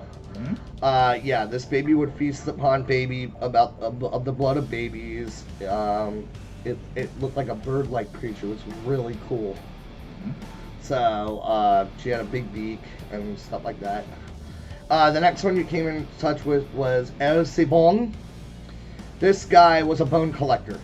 He would pull your bones out and collect them into a bag to serve the Dark One or something like that, and he was always looking for bones. So like half the house you'd have people with spines missing or bones in their arm, like you'd have an arm on a table without a bone. So it would look like there was a slit right here, and he would have pulled the bone out. Yep. Same with pigs. He used to steal the bones of pigs and animals and all that stuff like that. Oh no. And the final room was the owl-looking La Lechuza. This room was really incredible because they actually brought over the original animatronic from Hollywood of the bird eating human remains. So Stink, dude. it smells like poop, bird poop, and Oh, and God. blood and guts. It stinks. So like when you go in, it would do like a loud screech, and then it would lift up like a hand or a leg, and you'd hear. Yep. So I was like, okay. And the ending of the house, which from what I found out was unique to ours, was all the monsters got together to jump at you. So it was like El Cibon was a giant head. La Lechuza jumped out on one side. Tahanapuchi jumped out on the other side. And then Muerte, as you exited the house, had a grave dug for you. And just when you think it's over, Muerte, on stilts, being 12 foot high, jumps out and like tries to grab you as you walk out of the house as one final scare. And I remember my best friend, she almost hit the ground. Yeah. It was the night I was with her and her sister, and she almost hit the ground, and I grabbed her this way because she almost went back. And she's like, oh my God, that was messed up. The music in here was really cool. It's from a movie called Drag Me to Hell, which was the original music from the actual zone, or the house in Hollywood. Yep. Overall, very good zone, very good house, very gory, I'll tell you that. Like, there's blood and guts everywhere. Yep. And they did say that this year, I remember hearing, before going to the event for our first night, I did hear that they jumped up the gore a lot for this year's event. Yep. So that was a good thing, because I love the blood and gore. Over the course of the years, it kind of got a little bit softer with the blood and guts, but now they're kind of like, okay, you know what? Go back. Let's bring it back. So this house really jumped it up for me. What did you think? Thought it was cool, especially the big house the big head that always got you every single That was the time. bong head. I think it was somebody that knew me. 'cause Every they- single time. Because I would be looking at him, and all of a sudden, I'm like, oh God, damn it! you Every mother- single okay. time we went in there, You it son got of a gun. It was a great house. Someone I knew must have been in that set, jumping out at me. I was though. like, It was funny. freaking right. But yeah, overall it was nice. Like you said, the gore factor was really good in this house. I really enjoyed the fact that Hollywood let us, obtain this one. Yeah, I thought it was good or whatever. The smells I didn't really like too much. I mean, nobody really wants to go through a They house. should sell that one in a candle. Really? No, I'm not buying it. I'm not buying it. But yeah, no, it was good. It was a good it was a good house. Here's an idea. Imagine if each house and a scare zone sold a candle. Like, you can do, like, different ones. Universal. All right, we're moving away Okay. from Monsters Latin America and going into Triplets of Terror. Oh, yeah. All right, and the description reads: you're invited into the Barmy Triplets birthday bash, but beware, they celebrate by recreating their family's murders. Prepare for a gory gathering. And it's Soundstage 24. Yeah, it's Soundstage 24. Yep. And we have a artwork for this one. Yep. Enjoy. So, good luck and happy birthday. It is my birthday. Not really. You're old.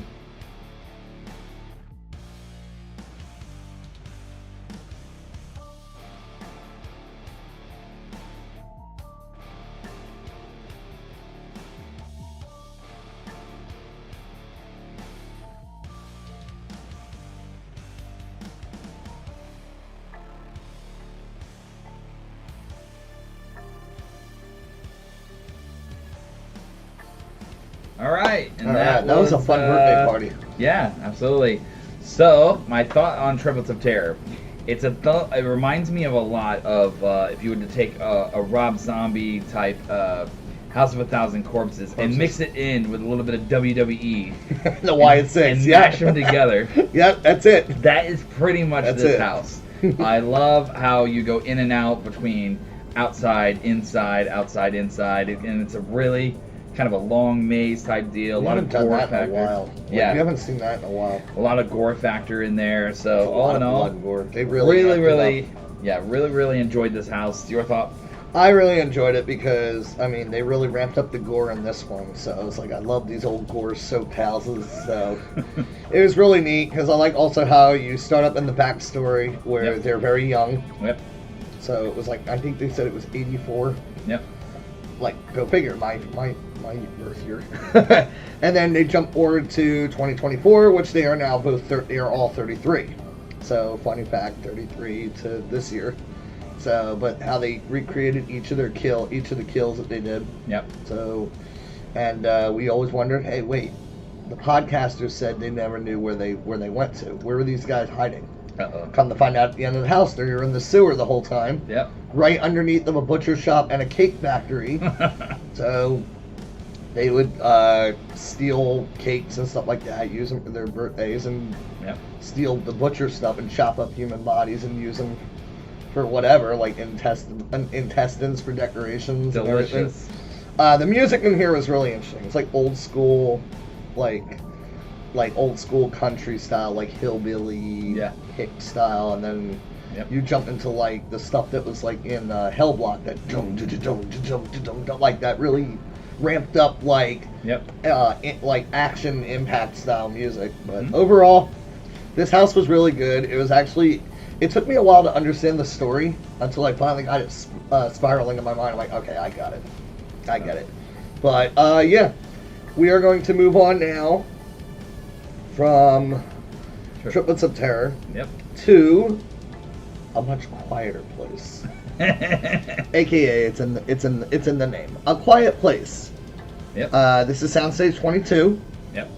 The description reads: silence your screams if you want to survive this terrifying post-apocalyptic world based on the films A Quiet Place and A Quiet Place 2. Great films. Definitely watch them. Yes. Like the Abbott family, you must keep quiet as you travel from the farmhouse to the woods to the foundry. As soon as you make a sound, monstrous creatures who can hear the slightest noise will hunt you down and silence you for good. Yeah. And we actually have a wallpaper for this one. So remember, if you're gonna make a sound, don't bother. Stay quiet. That's why I hate the quiet game.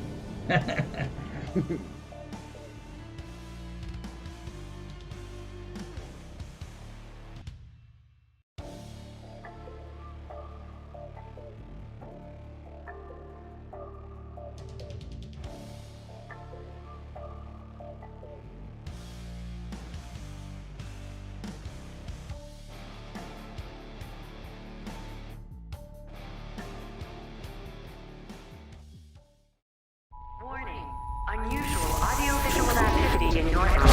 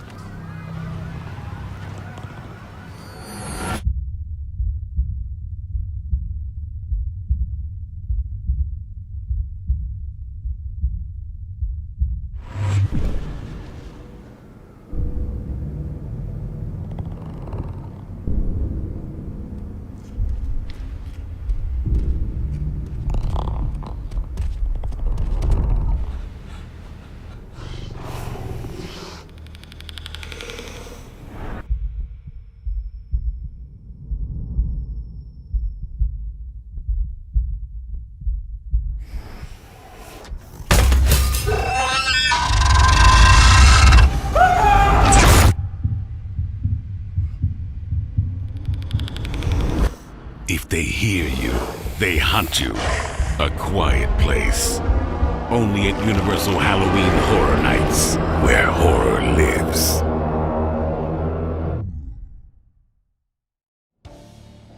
All right. I hope you stayed quiet. God, I hate being quiet. I don't like the quiet. That's why I don't like the quiet game.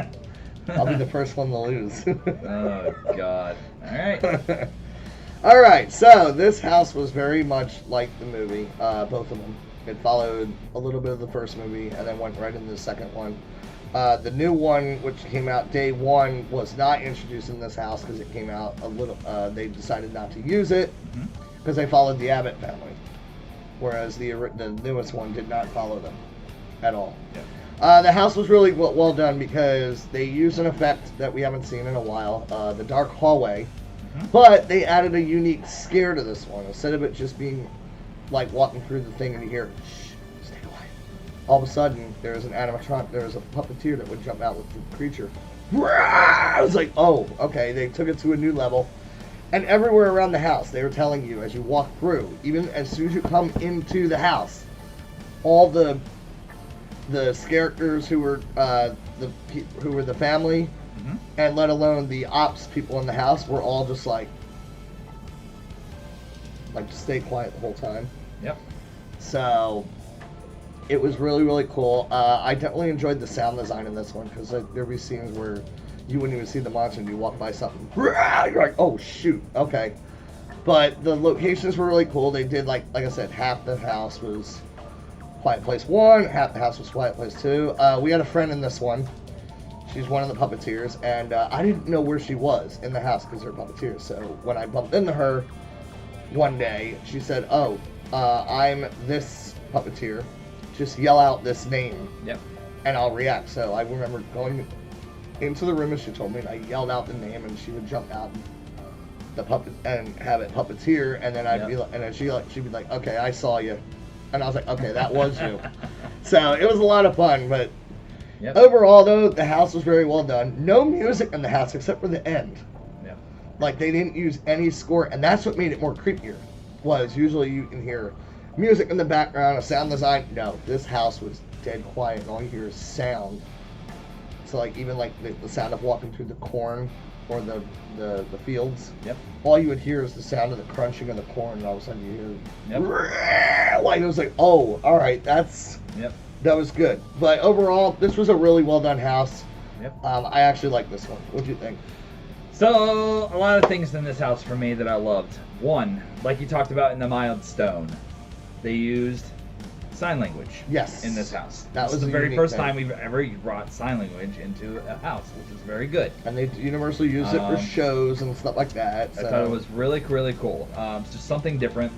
I loved when you first walked in and you saw the introduction. They kind of did this with Stranger Things when we had Stranger Things, and they had the actual thing that said "A Quiet Place." Yes, yeah. I was wondering how they were going to do And, that. I'm like, wait a and minute. it was they in didn't have bright a- red and everything, and it had the corn all around it. By the way, this is the house that had one of the corns. It in changed too. So when you walked into the Yeah. room, it was like lit up in white. Yep. And then what would happen is you were just looking at the farmhouse, and then Yep. all the lighting in the room would go red, and you would see the glow Yeah. of A Quiet Place randomly show up, and it was like, okay, that's cool. Yeah. Like, that was a unique idea to do. But as soon as you walked up to the actual facade thing that said "A Quiet Place" on it, you looked up and you said, "Okay, this isn't gonna be good." You had that feeling. So we walked right in it, and then from there, like he said, not really a sound at all in there. No. Very, very quiet Very house for the light most sound part. design, too. It was well done, I thought. They That's did what the- made it more creepy. The creepy factor was really there. 'Cause Yeah. I remember when we first did it, we're all walking through going, like, what the hell? And we were wondering too, even before this house, when this house was announced, we're like, how the heck are they gonna do this? Because you know people, So- like, some people will go in there screaming and yelling, and Yeah. of course, but if you're telling people, like, be quiet, and these monsters are jumping out and you scream, Yeah. they're going to jump out even more at you. But it actually did work. It actually worked, and it was like a guest trigger. Every time a guest would turn around and go, Yeah. oh my god! I was like, "Rah!" I was like, oh, okay, all right, go. So Like, keep going. but I liked it. It was really, definitely well done. Or Yep. whatever. I would love to see them even bring maybe a day one house maybe in the future. I don't know. I didn't get to see the movie for day one. yet. I did not yet either, have but to watch it's it. on my list to watch. The first movie was good. The second one for me kind of lagged a little bit. Like the first one had the best, Yep. but I'll just never forget the scene in But- the first movie when she steps on the nail. Did And it was in the house. And I'm that like, scene was in "Ugh." the house too. When I saw Oh, that too, God. I was like, no. This She didn't step on it in the house, but you saw the bloody Yeah. nail sticking through the wood. And you're like, That is you. some Final Destination stuff over there. Yeah. I'm no. Because even in the movie, when she's walking down the stairs and I see the nail, Yep. I'm like, oh, I can't look Yep. at this. Like stuff like that makes me cringe. You would, Same with Final Destination movies, like you said. You'd- Like watching them, you'd you're sitting see- there going, they put the death angels in the water in some of the scenes. Like yep, it was that just one really room that made it feel like you're in the water. Like It was- the basement was flooded. it was really, really well done. So I really enjoyed this house. But Good we are job for leaving. all the puppeteers too. They did a great job. Absolutely. We are leaving a place that is quiet and moving to a place with ghosts. Yay. Lots of ghosts. And it is Ghostbusters Frozen Empire. It is in Soundstage 23. And in this bone-chilling haunted house inspired by the film of Ghostbusters Frozen Empire, which if you didn't see the movie, definitely go watch it. Yes. The Ghostbusters must team up to save the world from a second ice age. A new specter, is it Gratica? Garaka. Garaka, has escaped from an ancient artifact. He'll stop you cold with a whole army of ghosts. Try not to freeze in fear as you dodge spears of ice, and he freezes people solid before your eyes. Now we have a wallpaper and a trailer for teaser this trailer, one. So. We have a trailer for this one. So enjoy, and don't get haunted by ghosts. Who are you gonna call? Ghostbusters. I was gonna say someone else. Stop it.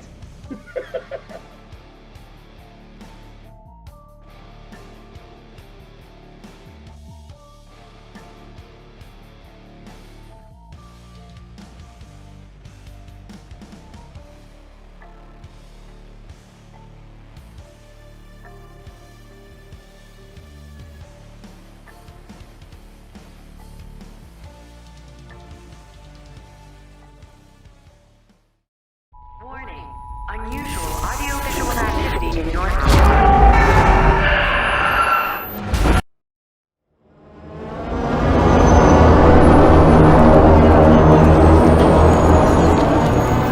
I love this town.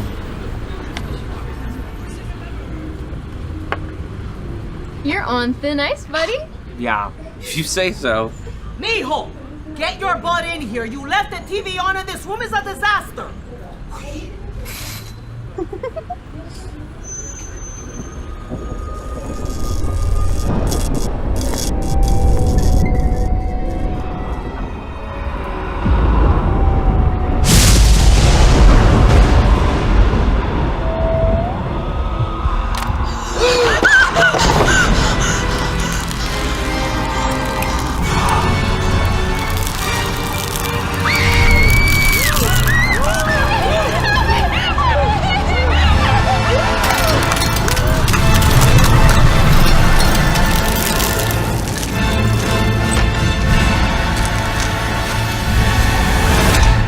You picked the wrong neighborhood. Face an icy new evil. Ghostbusters Frozen Empire. Only at Universal Halloween Horror Nights, where horror lives.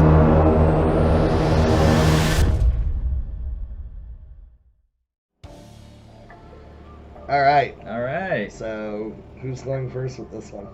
You read it. I read it. Yeah. Just remember one thing. What? Boo! Sorry, I was trying to plan it the whole time. Anyways, Ghostbusters Frozen Empire. This house was, like I said, this is the second time we've ever done Ghostbusters. We did Ghostbusters to begin with in 2019. The original movies. Which was the original one, and this one was based more off of the new movie, Frozen Empire. Yeah, it was Frozen. Seeing, walking in, I love seeing the little marshmallow men.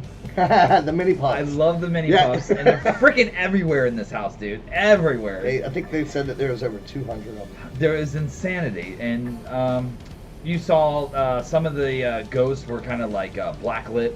Mm-hmm. They were in Yeah. blacklit or Yeah, that was whatever. really neat. They like to definitely use the blacklit feature in the Ghostbuster houses. I realized, but it was nice. They did add Slimer in there, but he knows what happened to Slimer. There's a little thing that happened at the end with Slimer. Yeah. It was something with the character. I guess the suit that they were wearing did not work out very well, so they replaced the character in a suit Yep. with a puppeteered Yep.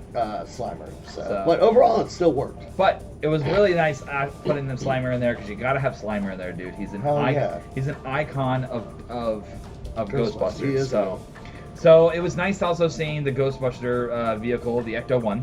Yep.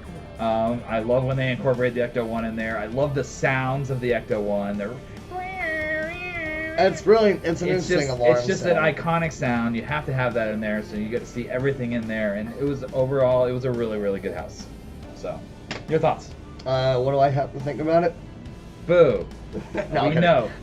No, this house was really well done. I enjoyed the scenes. The music was all from the score. They played the Ghostbusters theme at the end. Mm-hmm. And, like you said, Slimer, and there was another ghost that made a debut. Actually, a few of them. We had the library ghost Yep. in one of the sequences. We had the demon dogs. Yep. And we also had a ghost from Ghostbusters 2. Yep. We had Vigo, the Yep. Carpathian, which was iconic to see jumping out of one corner, even though he's not in the new franchise. They Yep. like to fuse things together. The whole house was very well done. I really enjoyed each scene, how they flowed together. But I mean, walking out of the house singing Ghostbusters with Garaka standing there attacking, much like they did with Monstros at the end with Morte. On that note, there was one part of the house I forgot to mention where he's along the side of the house of the entrance when you walk in, and you just see this tall giant guy right there, and he's just like, boo! You're just like, and you're like, and it freaked me the heck out one time when I first went in there. I was like, oh my god! as you walked out of the house, like I said, the end of the house was really good. The version of Ghostbusters was actually the remade version. Ray Parker did a remix for the Frozen Empire version, which took me so long to figure out because I thought it was the original version. I'm like, no. I'm like the instrumentation's different. A little bit, yeah. And when I finally found it, I actually downloaded the promo score for the movie. I'm like, there's the version. That's it. That's the one we were looking for because it wouldn't tag. It kept tagging as the old version. I'm like, this is not the old version. What the heck is going on? So I pulled it up and I was like, all right, now I got it. But overall, we're going to leave some ghosts and go to something a little bit more demonic. Oh, God. Something... We need to tiptoe through this one. Through the tulips? We need to be careful. Next up, Insidious, The Further. Soundstage 24. It reads, don't get trapped in the Further as terrifying demons try to ensnare you. The red-faced demon will be with you.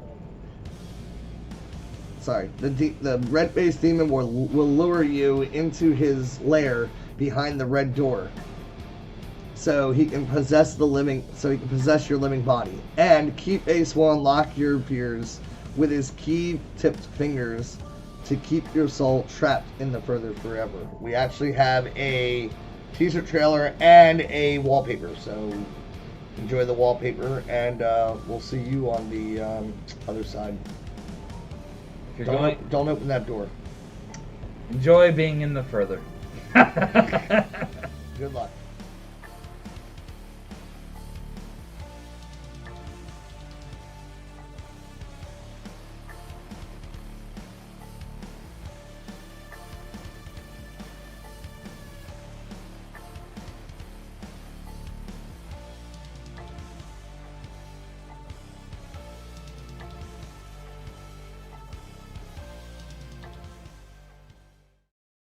Warning.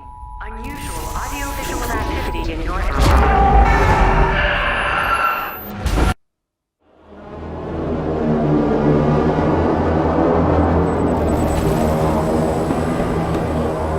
Yeah, I'm good too. Hey, keep going. Okay. No, copy that. No, I'm going to get Lisa. She's downstairs, I think. So, what are you doing after? Haven't thought about it. Come on, Jade. You know we all want you to go. Plus, what good is a cast party if you aren't going to be there? Fine. Then I'll think about it. Alyssa, you're up. They need you for last looks. That's me. See you later.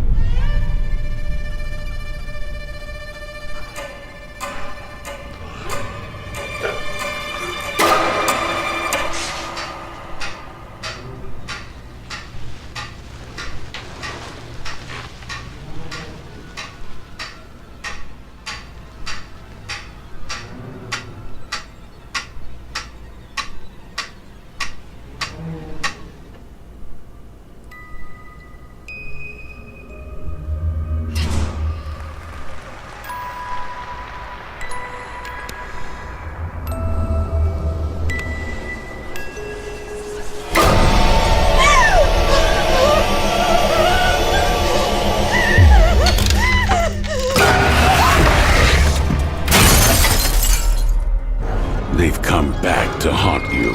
Insidious, The Further. Only at Universal Halloween Horror Nights, where horror lives.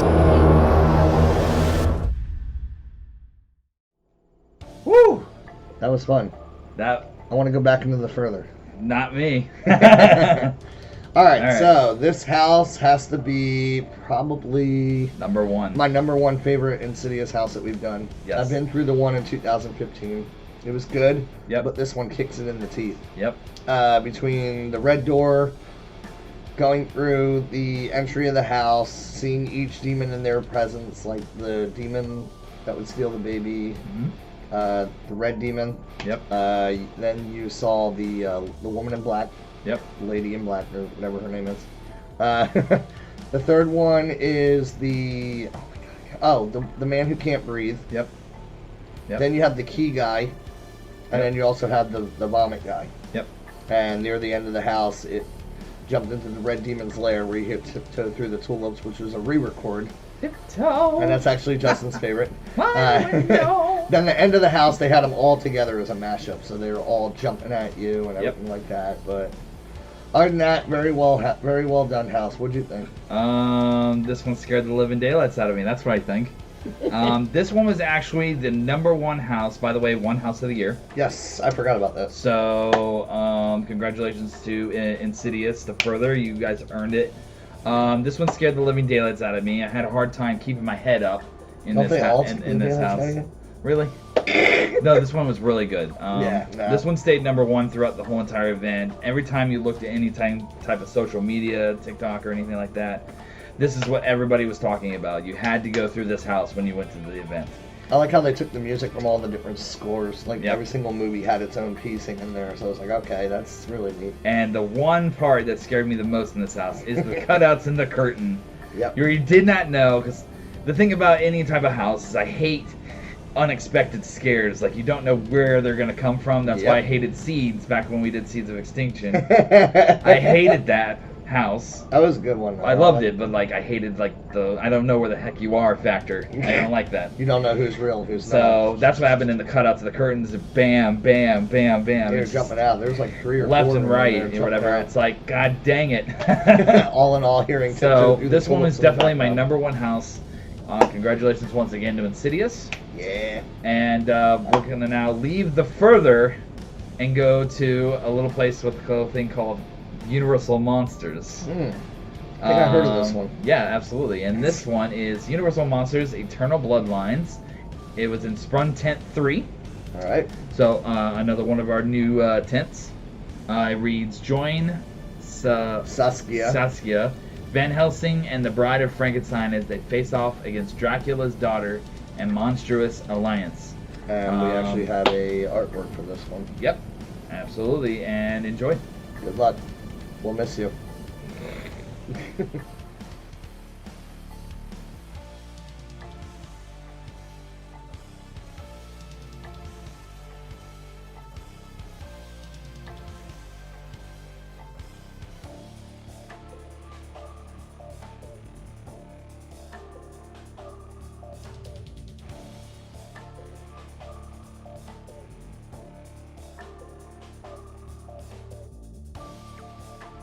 Alright, that was the wallpaper for Eternal Bloodlines. And this house was, like you said, very different. An all-female house, for the most part.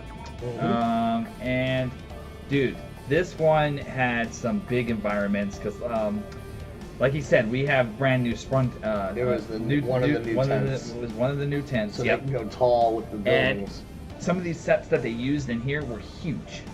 So it was nice though. You would be sometimes in a huge environment, then you would go down to like little tiny areas, walking through little paths, and then you would go back to big ones. It was just going back and forth. But all the basically actors and everything, they did a really good job and everything. And you see like candles, and they just made it look really well. So I like this one. This was definitely one in the middle, towards the top for me or whatever. So your thoughts? This one was an interesting take on this because it actually solidified a solid story, and it created a character that we'd never seen before. 2 characters that we'd never seen before was the She-Wolf and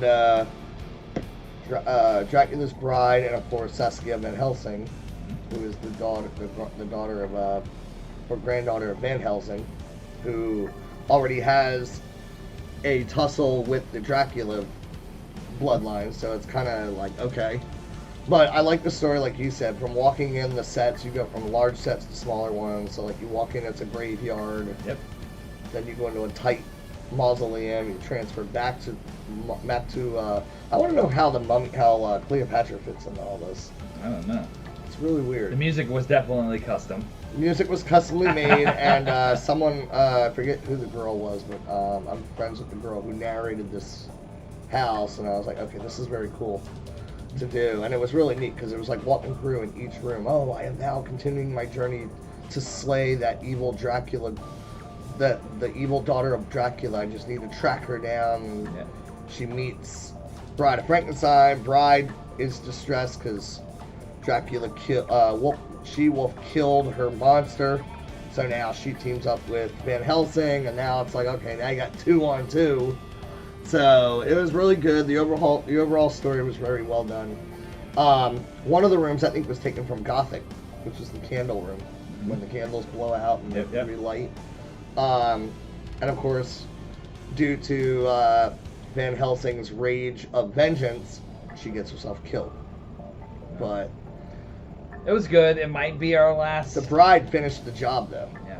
Well, she even though she didn't technically kill her, it's like, okay. Might be our last Universal Monster House. We'll see what happens. Yes, this might be it. All right. But that's the end of the houses. Yep. And now we move on to scare zones, which I think, Justin, I think you wanted to start this one. Yes, I did. It is Duality of Fear.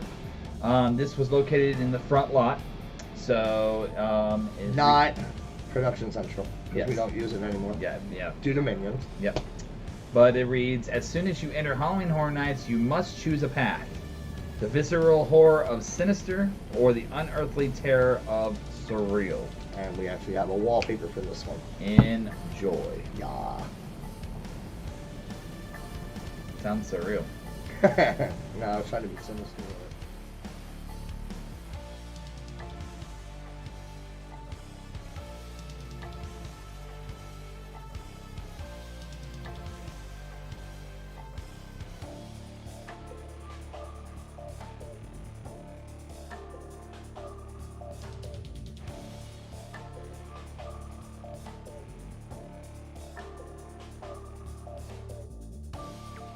Alright. That was Duality of Fear. Ah, I see guests have arrived. My spirits will want to play. Anyways, Duality of Fear was really interesting. It basically, how would I put this? I don't know. It was a very interesting zone. I kind of wish that they would have did a little bit more theming with it, but it was cool. Kind of like the Welcome to Horror Nights. Yeah, it was like the Welcome to Horror Nights. It was nice seeing them like on top of the actual stage, on the very top, seeing coming out once in a while. Talking to everybody or whatever. That was iconic, basically for that zone. And when they weren't there, they would come down. They would do pictures and everything. And it was a neat zone. I liked it. That was where the chainsaw people were. They were running around. Your thoughts on that one? I thought it was pretty cool. It was a nice little introduction to the scare zone. I mean, that's where they mostly did the opening ceremonies, when they went up on the catwalk and came out and started talking. Yep. They would stay up there for like 45-minute sets, and then another 45 minutes later, they would not be up there. They'd be in their zones. And then like 45 minutes later, they're going back upstairs again to the catwalk. So it was really neat. But these two icons were really, really cool. It was really, really neat, though, how they did it. I mean, the chainsaw scares were blended in, so, like, each one would choose a side. And like I said, this is the zone that makes you choose. If you go straight when you come into the event, past the Universal Studios store, you're going to go to, you're going into Sinister's realm. Yep. You go to the right and go up Hollywood Street, you're going to go into Surreal's realm. So, but the two realms merge at the park entrance. So now it's your turn to choose what your fate will be. What do you like more? Do you like blood, guts, and gore? Or do you like ghosts, paranormal, and odd things? Yep. But overall, it was a pretty good one. All right. We are going to leave that portal now, and we're going to choose Surreal for her side. Yep. So her zone is Demon Queens, located on the Hollywood streets. Yep. The slogan says, "Get caught in the otherworldly hellscape, ripped from the darkest corners of your mind, where four merciless queens loyal to Surreal roll. And we actually have a wallpaper. Enjoy. Stay away from the portals. Well, otherwise you're going to get sucked in. Sucked in. Get your mind out of the gutter.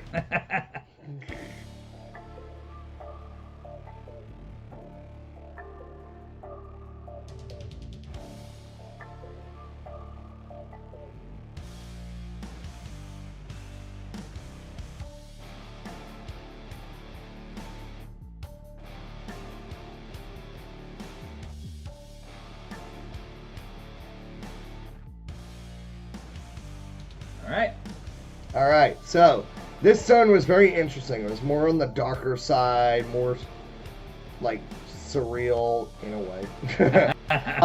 They had people like their bodies and stuff getting pulled into portals, and then ghosts and goblins were coming out of the other portal. So, and like I said, each of the scare zones also was a specific item, so it was hidden in that area. So the name of this zone was Poison Apple. Yep. And there was a poison apple with black poison on the top sitting on near one of the portals. Yep. It was in the hand of one of the skeletons coming out. Love it. This was also where you would find Surreal talking to people once in a while out there. She would be up on her little throne. On our stage. And she would sacrifice a person saying, oh, I want to show you what's on the other side of the portal. And you would hear someone scream and get pulled into a portal. Yeah. And then that was it. And the whole zone went dark. And then later on it would reset again. Yeah. But a lot of good scares in this area. I remember walking through multiple times, and a lot of our friends are in this one. And I am friends with both of the icons in this zone. Oh, well, this one and Sinister. So it was fun to see them. Congrats to the both of you guys. It was an amazing job. Yep. But yeah, we're going to move on from there, and I'm going to have Justin take over the next one. Well, I just wanted to give my thoughts, too, on that one. Oh, yeah. It's fine. Don't forget about me. Anyways, my thoughts on this one was, this was actually my favorite, actually, because I did enjoy Surreal a lot more, because I do like that creepy, eerie factor a little bit more. Whatever. I did like also, too, that she had her, like, her actual, like, what do you call them, like, her people or whatever that stood next to her too, the queens or whatever. Yeah, they're her minions. So, and each of them looked really different and everything, and their costuming and stuff like that. So, and they would each get together sometimes and do like a little stage thing or whatever. Like a photo op. So that was really cool to see. This one was really dark and eerie. It's one of my favorite zones to go through and walk through. So, really enjoyed it. But now, take it away. All right. All right. So now it's my turn for the next zone here, Swamp of the Undead. This was located in Central Park. Yep. In Blackwaters, Louisiana. You're about to be swamped by zombies born from the bodies of trespassers killed and dumped in a nearby bog. And we do have a wallpaper for this one. Yep. Enjoy. Don't get sucked in. It's a little swampy around here. Yeah.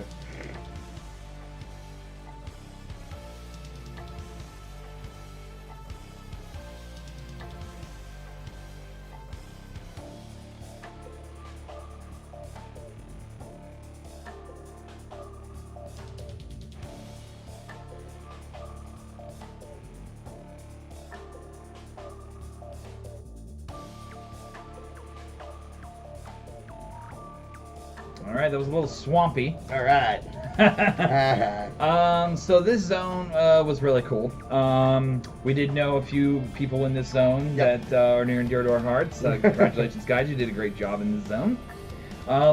It was nice seeing the different kills that they had scattered around the zone. It was insanity. You had one guy trapped in a damn airboat that was propeller or whatever, chopped up and everything. You had a guy's underwear on the lining on the right-hand side. It was just... You have one guy getting eaten by an alligator. It was just... Typical. You literally walked through this zone and you said, Florida. Literally, yeah. It felt like, it was like, okay, we're in Florida. We're in Florida. So, it was nice. It was very eerie and everything like that, and I really liked it. I like the music. Like the music, a little... like a western type. Kind of like slack guitar, like bow, bow, bow, bow. I was like, all right, well, definitely backwoods. So I really enjoyed this zone. Your thoughts? I thought it was very well done. Like I said, Central Park every year has a Great beautiful location, and the zones just get more beautiful. So like the trees Yep. and everything, the way they decorate the fences, so you can't even tell that there was a fence there. Yep. The one effect that didn't work that I think they pulled out last minute was when you're walking through. It's supposed to be like you're walking through the swamp, so you're in waist level of fog, but there was also supposed to be laser effects to simulate you walking through the water, but I guess it got turned off because they said the fog wouldn't stay, it would move. Yeah. So what they did to make it a little bit more foggy, swamp-like is not just that they used fog machines, they used misters to give that humid, like wet feeling, like swampy, so it's like, okay.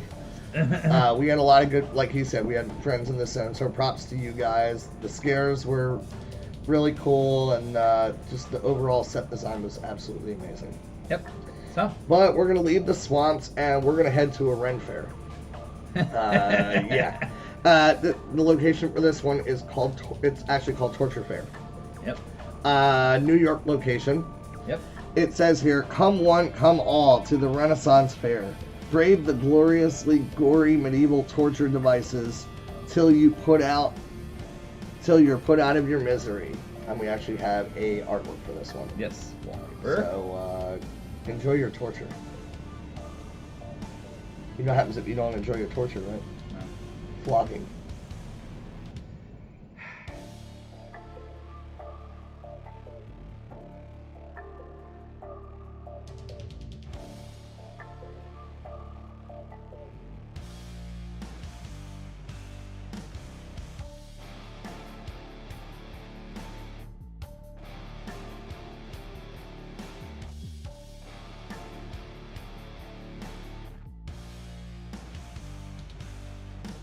Wow, a lot of torture. Yeah, did you enjoy it?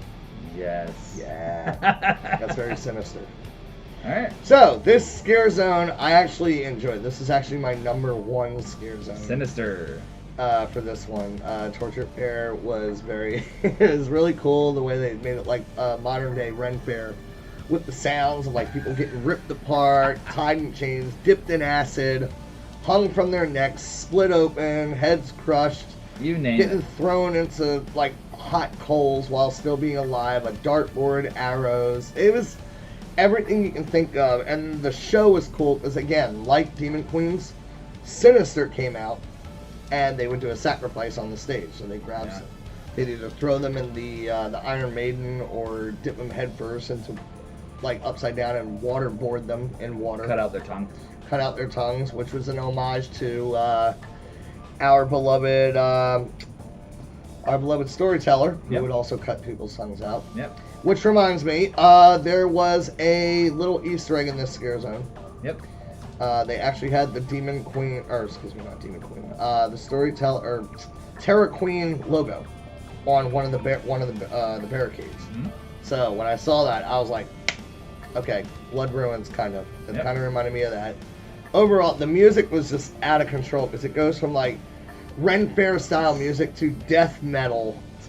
Like it was like, okay, it's the same tune. Like you hear the ding, ding, ding, ding, ding, ding, and it would be like down, down, down, down, down. I was like, all right, wait, what? Like, and then all the screams and the sounds of like sword sharpening to like you hear the shling, shling. In the windows, they have people getting ripped apart. It's like there's one window where a guy grabbed the girl by the arms and pulled her arms out of her sockets with blood shooting onto the window, and then it was like, okay, that's neat. But overall, it was really, really, really cool. Like, I enjoyed the zone. And a nice little fun fact in this zone is they actually had the 33 as a branding iron. So when they were putting the person in the mule, or the steer, or whatever it was, the hot thing, you would hear someone screaming, and someone would be up on stage holding a branding iron to you, and the branding iron actually had a 33. And that was cool because they had the 33s in each of the logo, in each of the around the park.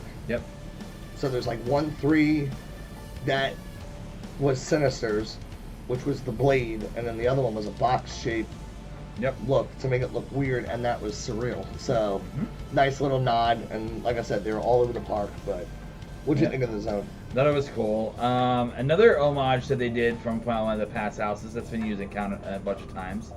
Remember the one that they used in Chance's? The eagle, the spread eagle or whatever it is. That we've seen multiple times in multiple years. They have used that. It was prop. used in her zone, and it was also used in Hellblock. Hellblock. Yeah, Yep, it was in one of the hallways. When I saw that, Spread when I eagle or the death eagle or whatever they call it. Yeah, when I saw that, I was like, hey, I remember that. Yep.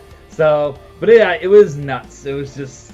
I like the guy making the blacksmith making the weapons, and then there's a coat, like a thing of armor standing there, and all of a sudden people were like, oh, he's fake. And all of a sudden he would start moving, and people were like, oh, shoot.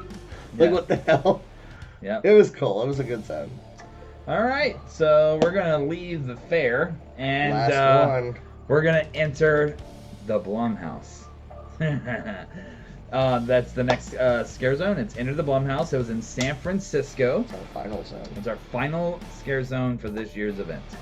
It reads, run a terrifying gauntlet of Blumhouse characters from the Grabber from the Black Phone to Megan dancing into your nightmares. This is a new kind of horror.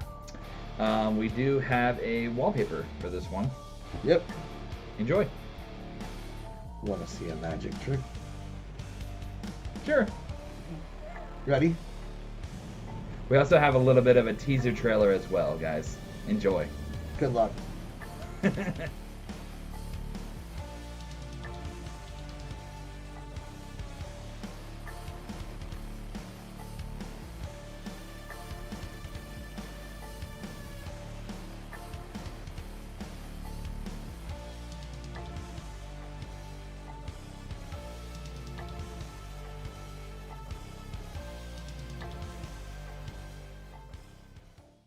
Warning. Unusual audio-visual activity in your house.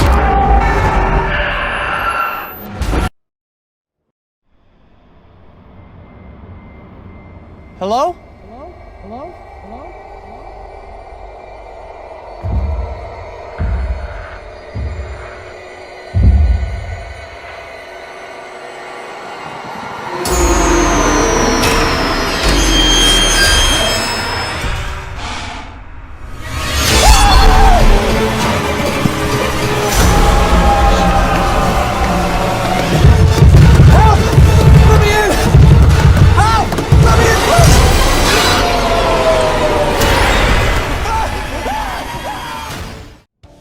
All right, Enter the Blumhouse. That was scary. Yeah, I'm glad I made it.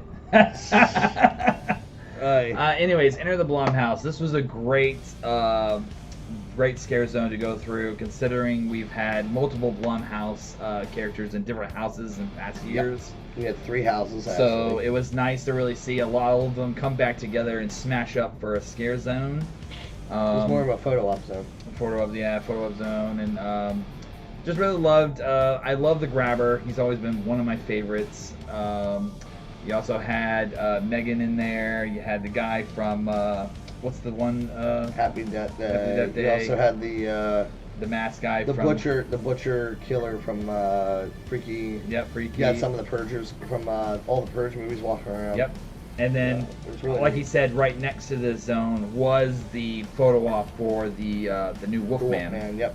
So you could take a picture with that Wolfman thing But too. it was removed.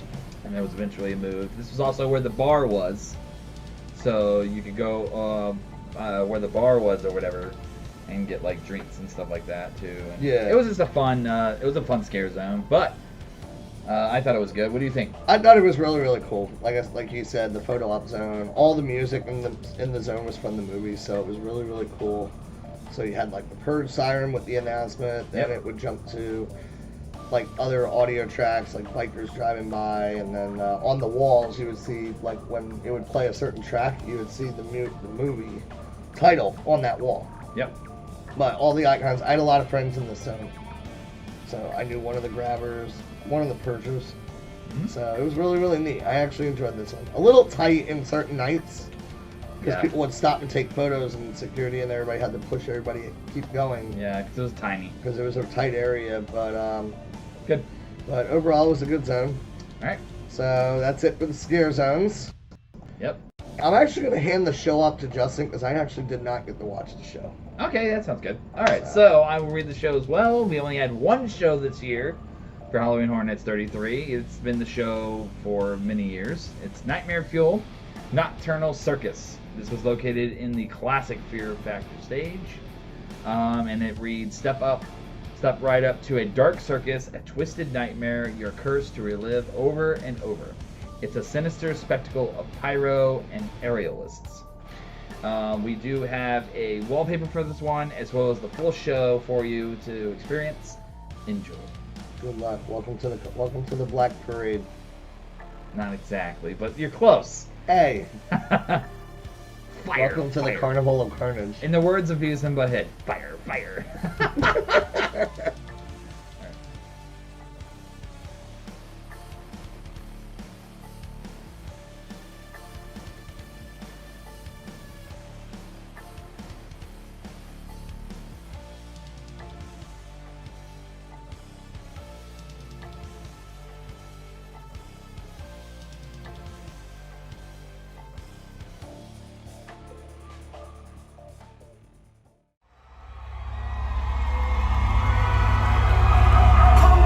Come on! Dreamers from around the world! Join us for tonight's performance of thrills and twisted fantasy. But heed my warning. The night will be filled with explosions and flashing lights. The music is loud.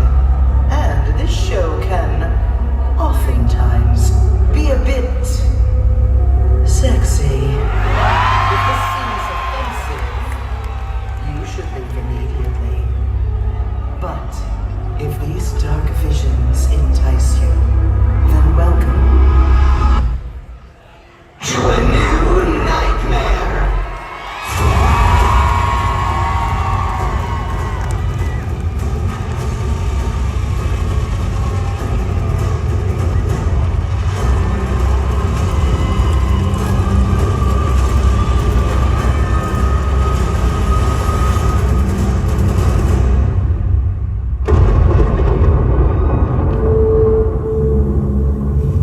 It was a dark and stormy All Hallows Eve when this nocturnal circus came to town. The show was a spectacle of thrills and bizarre decadence. And then she appeared. The most beautiful creature I had ever seen. This was the night when I lost her. Now, I'm cursed to relive this performance over and over again. I've seen her die 100 times in 100 different ways. Tonight's performance will be different. Tonight, I will save her.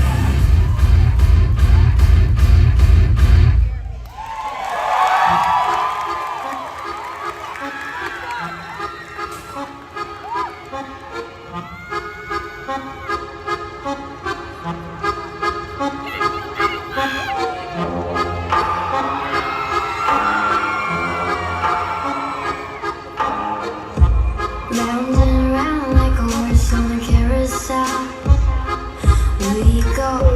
Will I catch up to love? I can never tell. I know chasing after you is like a fairy tale, but I feel like I'm glued on tight to this carousel.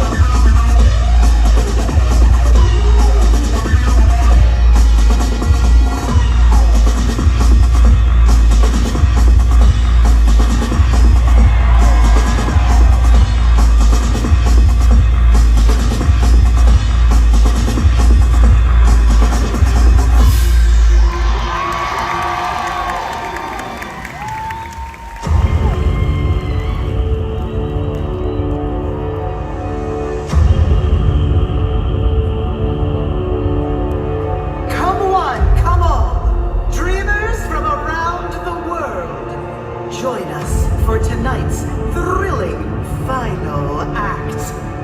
Will she survive our flame of desire? Or will the flame be extinguished by the spikes of fire? She will need the key.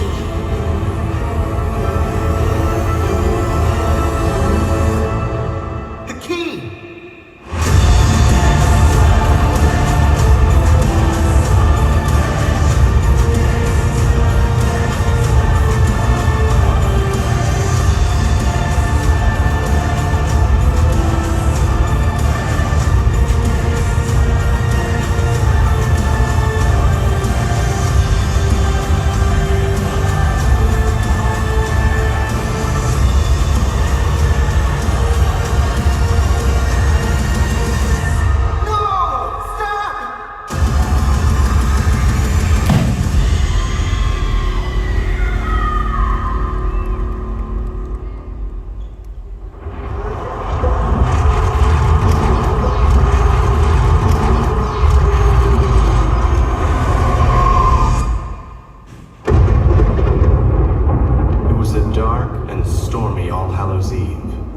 Nocturnal circus came to town.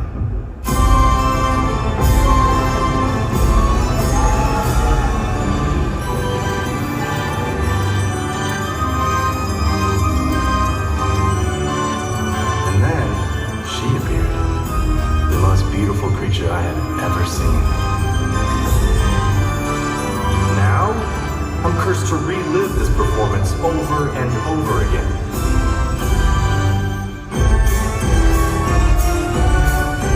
Tonight, I will save her.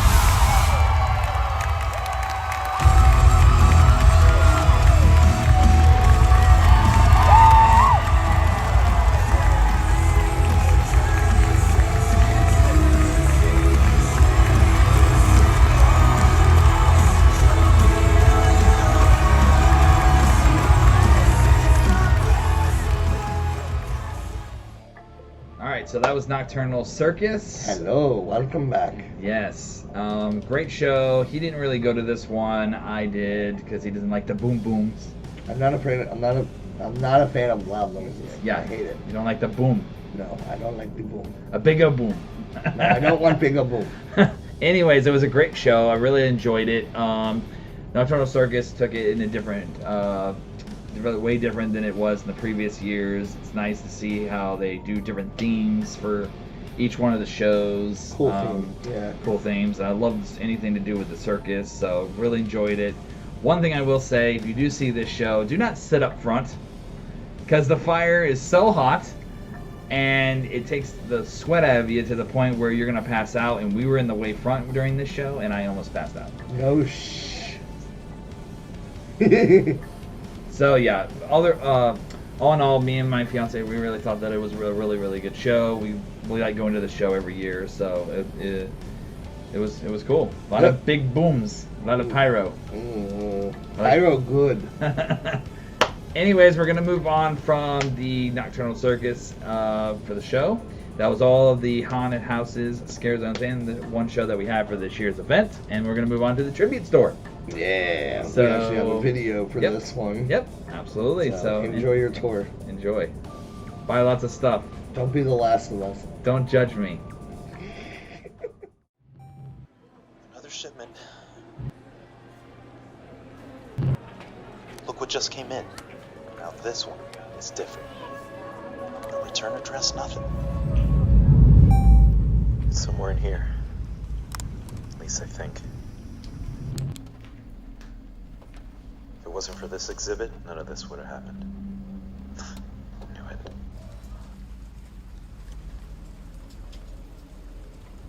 This place is deserted.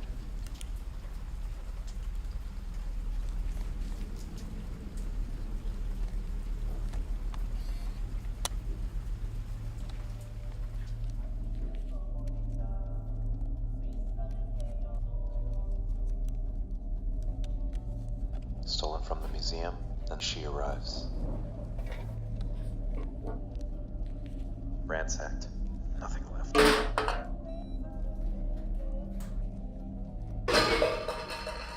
Hello?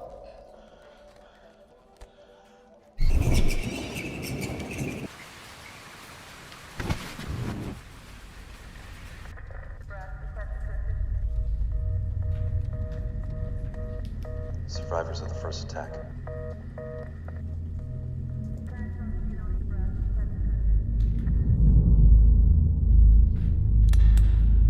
Hello? Maybe it's a warning.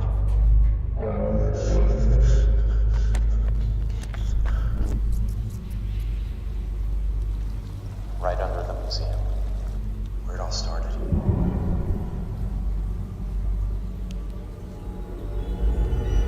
We're not far.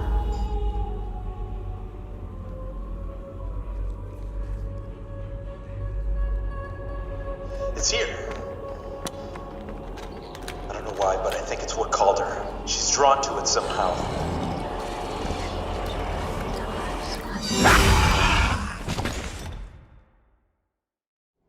Alright. Welcome back, guys. We hope you enjoyed that clip. We actually have another clip for you, which is a behind the scenes of how they designed the store, which is amazing. I love the store for this year. Yep. So we're going to go ahead and roll that, and then we'll talk about it. All right. See you soon, hopefully. As our guests are walking through the spaces, I want them to really forget the world that they stepped out of and be fully immersed in the world that they're stepping into. Somewhere in here. At least I think.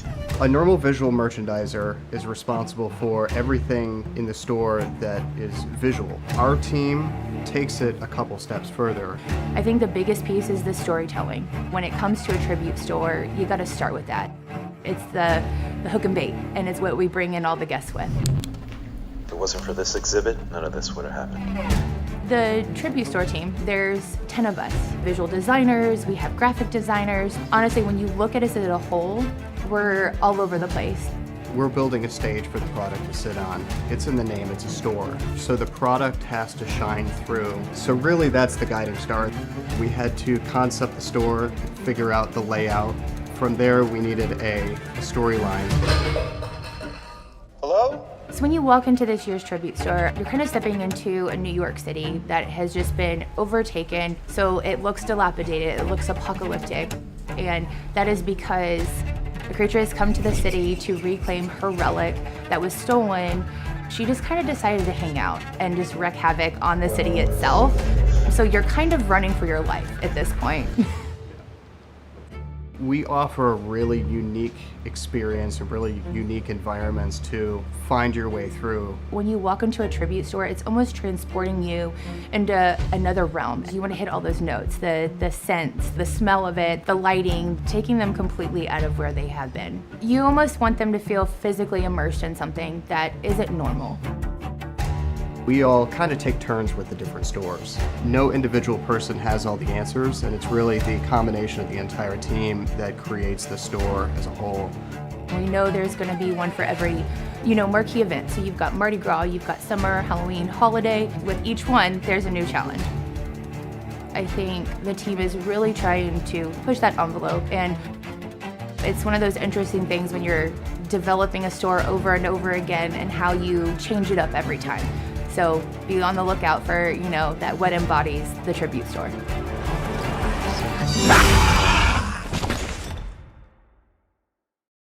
That was the behind the I hope scenes. you guys enjoyed that. That was cool. Yep. This year's tribute store was probably one of my favorites. I actually up there. I enjoyed the 2022 version. Yep. With the dark ride though, but yep.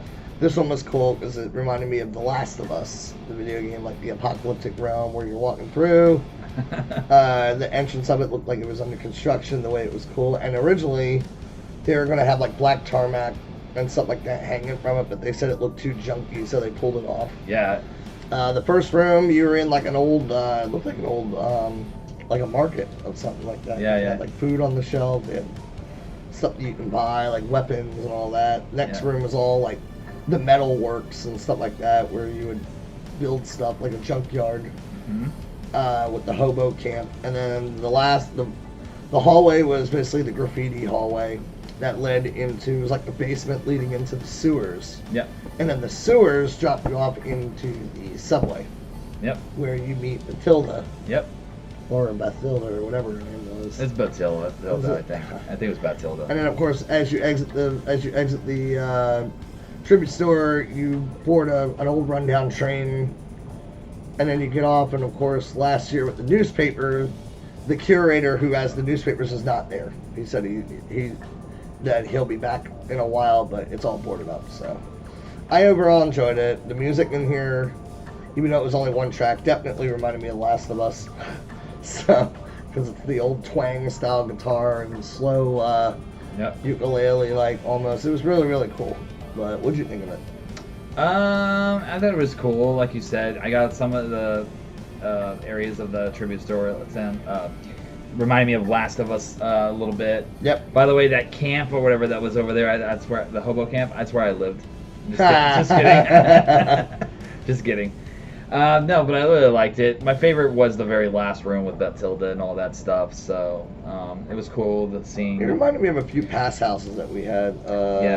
Carnival Graveyard a little bit. Yep. And Descendants of Destruction. Yep. The final room with the with the subway. But yeah, it was an awesome store. Be able to get all your merch and stuff there. And yep. And speaking of merch, yes, we have some photos of the merch and the food from this year's that event. you will see at the event. So yep, we're not going to talk over it like we normally do. So we're just going to run the clips back to back so you can see some of the merch, not all of it, but yep, and little the taste. food, a little bit of food. So enjoy and don't overeat. Otherwise, you'll run slower and then you'll die sooner. I can't with this guy.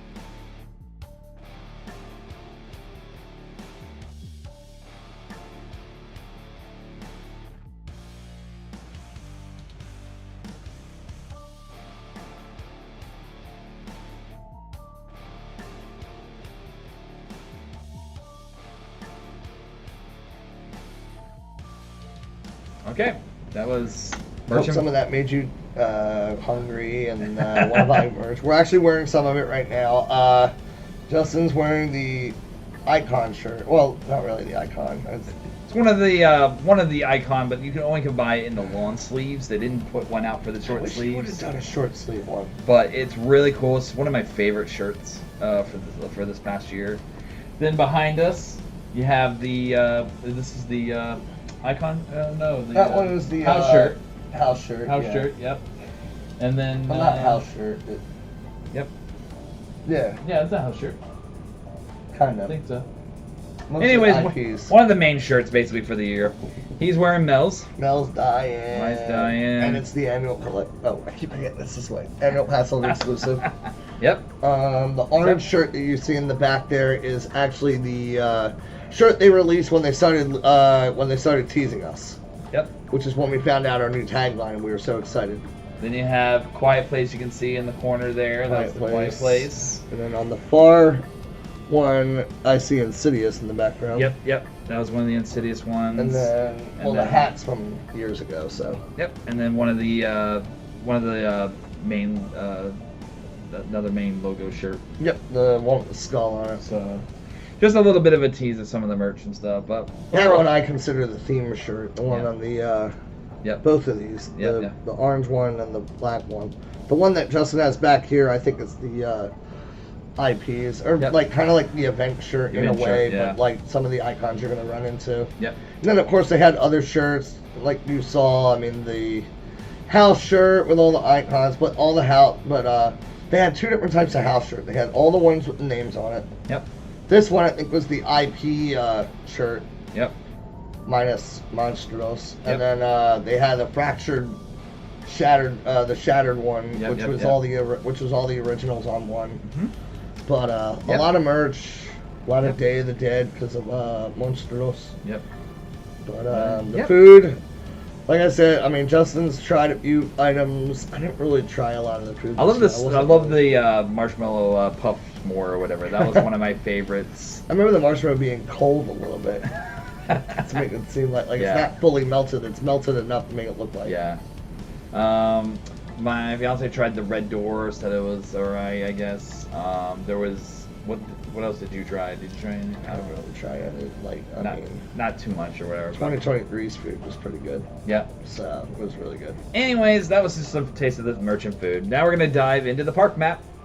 So, which, like we said, there was no official park map, but I guess some fans created a park map that looks like the real park map, but it's not really a real park map. All right.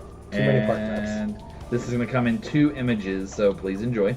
Also, real quick, the reason they didn't do park maps again this year is Universal wants to go green, get rid of any paper, so, which in a way is cool, but I kind of miss having the physical park map, so because I put it in my my scrapbook. Yeah, I do the same thing. It's nice to collect them, but yeah, and I usually use the map to tell me where I'm going when I create my albums, like what way I'm going to choose to go. Yep.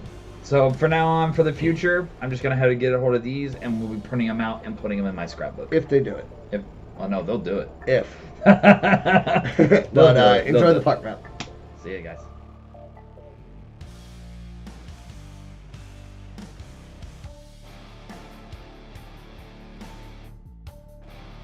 All right. That was the park map. Yep. Like we said, it's not official to the event because Universal doesn't do the park map anymore.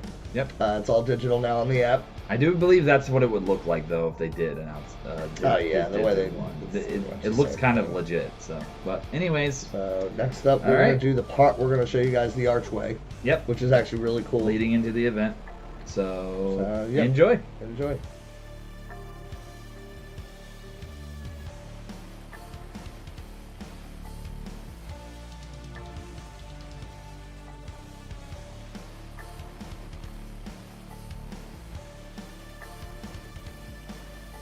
Alright, that was the archway leading into the event, which I thought was really cool. The designs on the archway.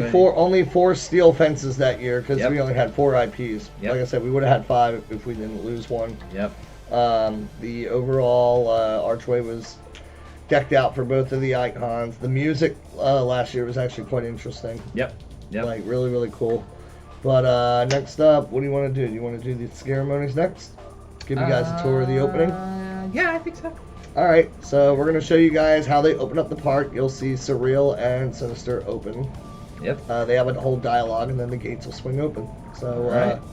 good luck, and good luck choosing a path. Surreal. Sinister.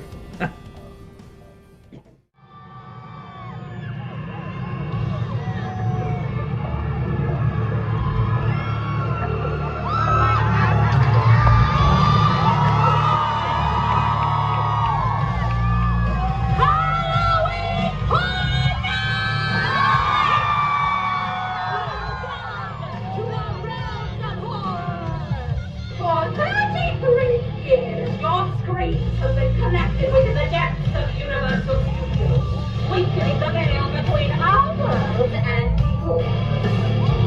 Now, we have emerged from the shadows to spread our hellish grasping ablaze. Where horror lives!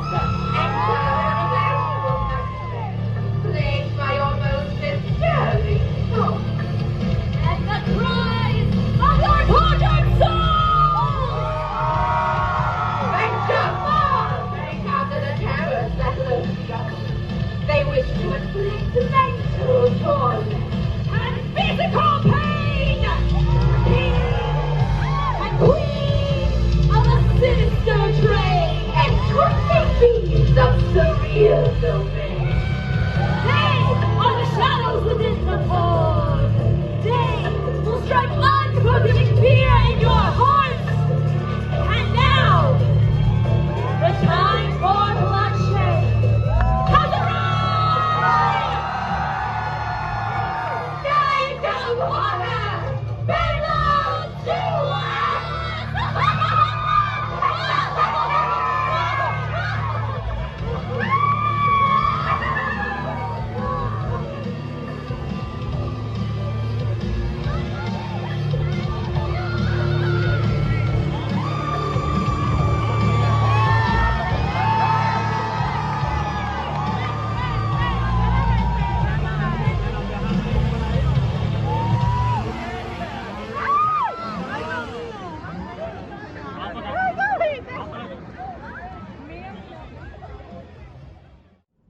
Alright, we're back. Alright, welcome back. Hope you guys enjoyed that. That is how they open up the park every night. Yep.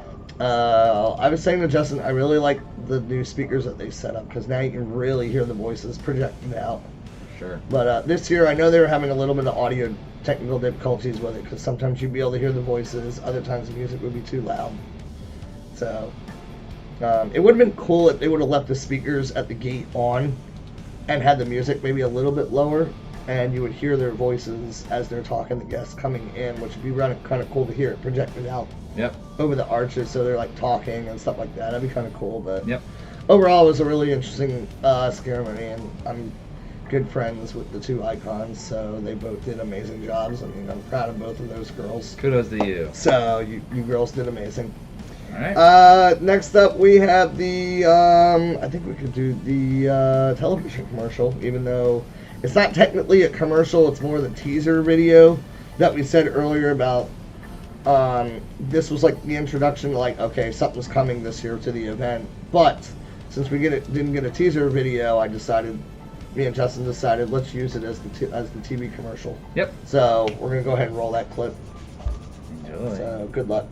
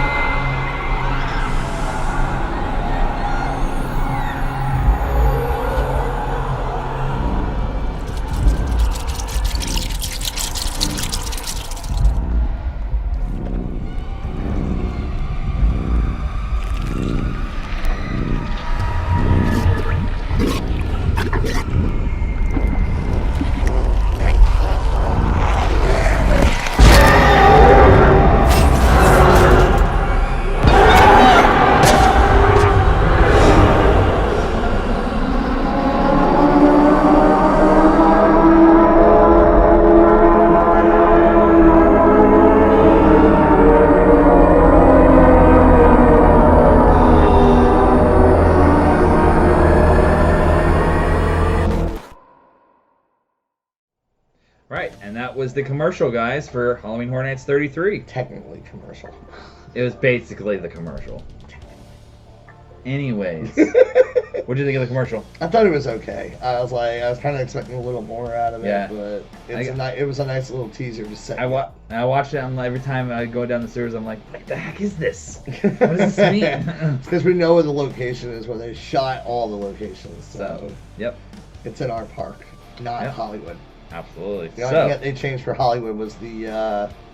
I think I don't know. I have to go back and watch it, but I think the only thing that they changed was the arch. Yep. That was it to reflect Hollywood, and they put Universal Studios Hollywood in the Halloween Horror Nights. Absolutely. All right, what do we got next? All right, our last segment that we have is the. We don't have any video for this, sorry, but we have the Dead Coconut Club. Yep. This is the logo that we got, but we'll talk about it when we get back. But here's the logo for Dead Coconut. Yeah, enjoy.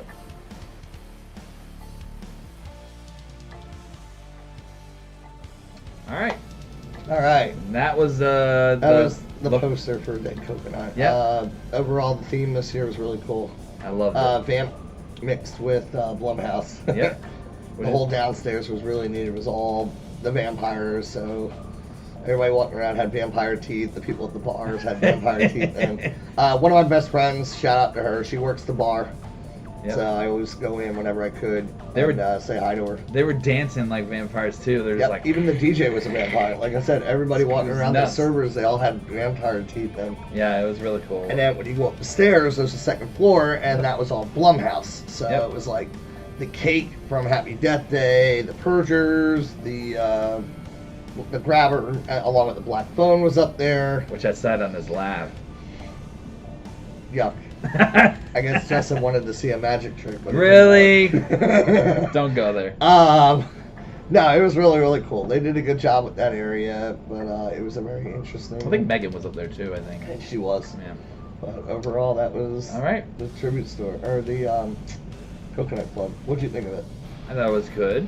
I really enjoyed the music that they incorporated downstairs for the vampires and all that. I like the shirt. Really felt like an actual reminding me a lot of the vamp scare zones. Yeah, Vamp I like the 55. shirt though. The shirt was cool. And Kind of reminded me of Grand Theft Auto a little bit. Like it was cool. The vampires were sitting there serving you alcohol and just They come up and start talking to you. They're like vampire. It was really neat, and I actually did feel like I was in like an '80s vampire type movie or something. It was really neat. It was really neat. And then you walk upstairs, Blumhouse. Like I said, I sat on the grabber's lap. I'm gonna let Justin close us out this time. All with right. This video. So, anyways, guys, we thank you for watching. That was the event for Halloween Horror Nights 33. That's a wrap for another year. We do know some things already for 34. Not a lot, though. Not a lot. Not a lot. They're really keeping it under. I can tell you, I think this year is going to be freaking epic. And see what I did there? Really? So, thanks, guys. We'll see you next year for Halloween Horror Nights 34. We hope you enjoyed, and we'll try to get Robbie back with us for the anniversary, because I did speak with him again. He's working on his YouTube channel. Also, if you guys want, check out his YouTube channel at Retro Robbie Gaming. Yep. I'm pretty sure he would love give him likes, give him comments. He plays retro video games and all that stuff like that. So it's a really cool channel. I've helped him with a few audios for the videos himself, because I'm an audio designer, so sound design is my critique, and Robbie's more the editing person with video. So, but he's learned a lot from him. I've learned a lot from him. Yep. He's learned a lot from me. So. All right. But yeah, go and check that out. It's Retro Gaming. All right. And with that, we're going to leave you with the closeout video, guys. And until 34. See you guys. Enjoy, guys. Peace. Scary. Twisted. It was all spooky. But honestly, what a fantastic house. Yeah. Too scary. That one's too scary. It wasn't just one scare, it was boom, boom. There was just so much coming at you at the same time. That's what made it so great.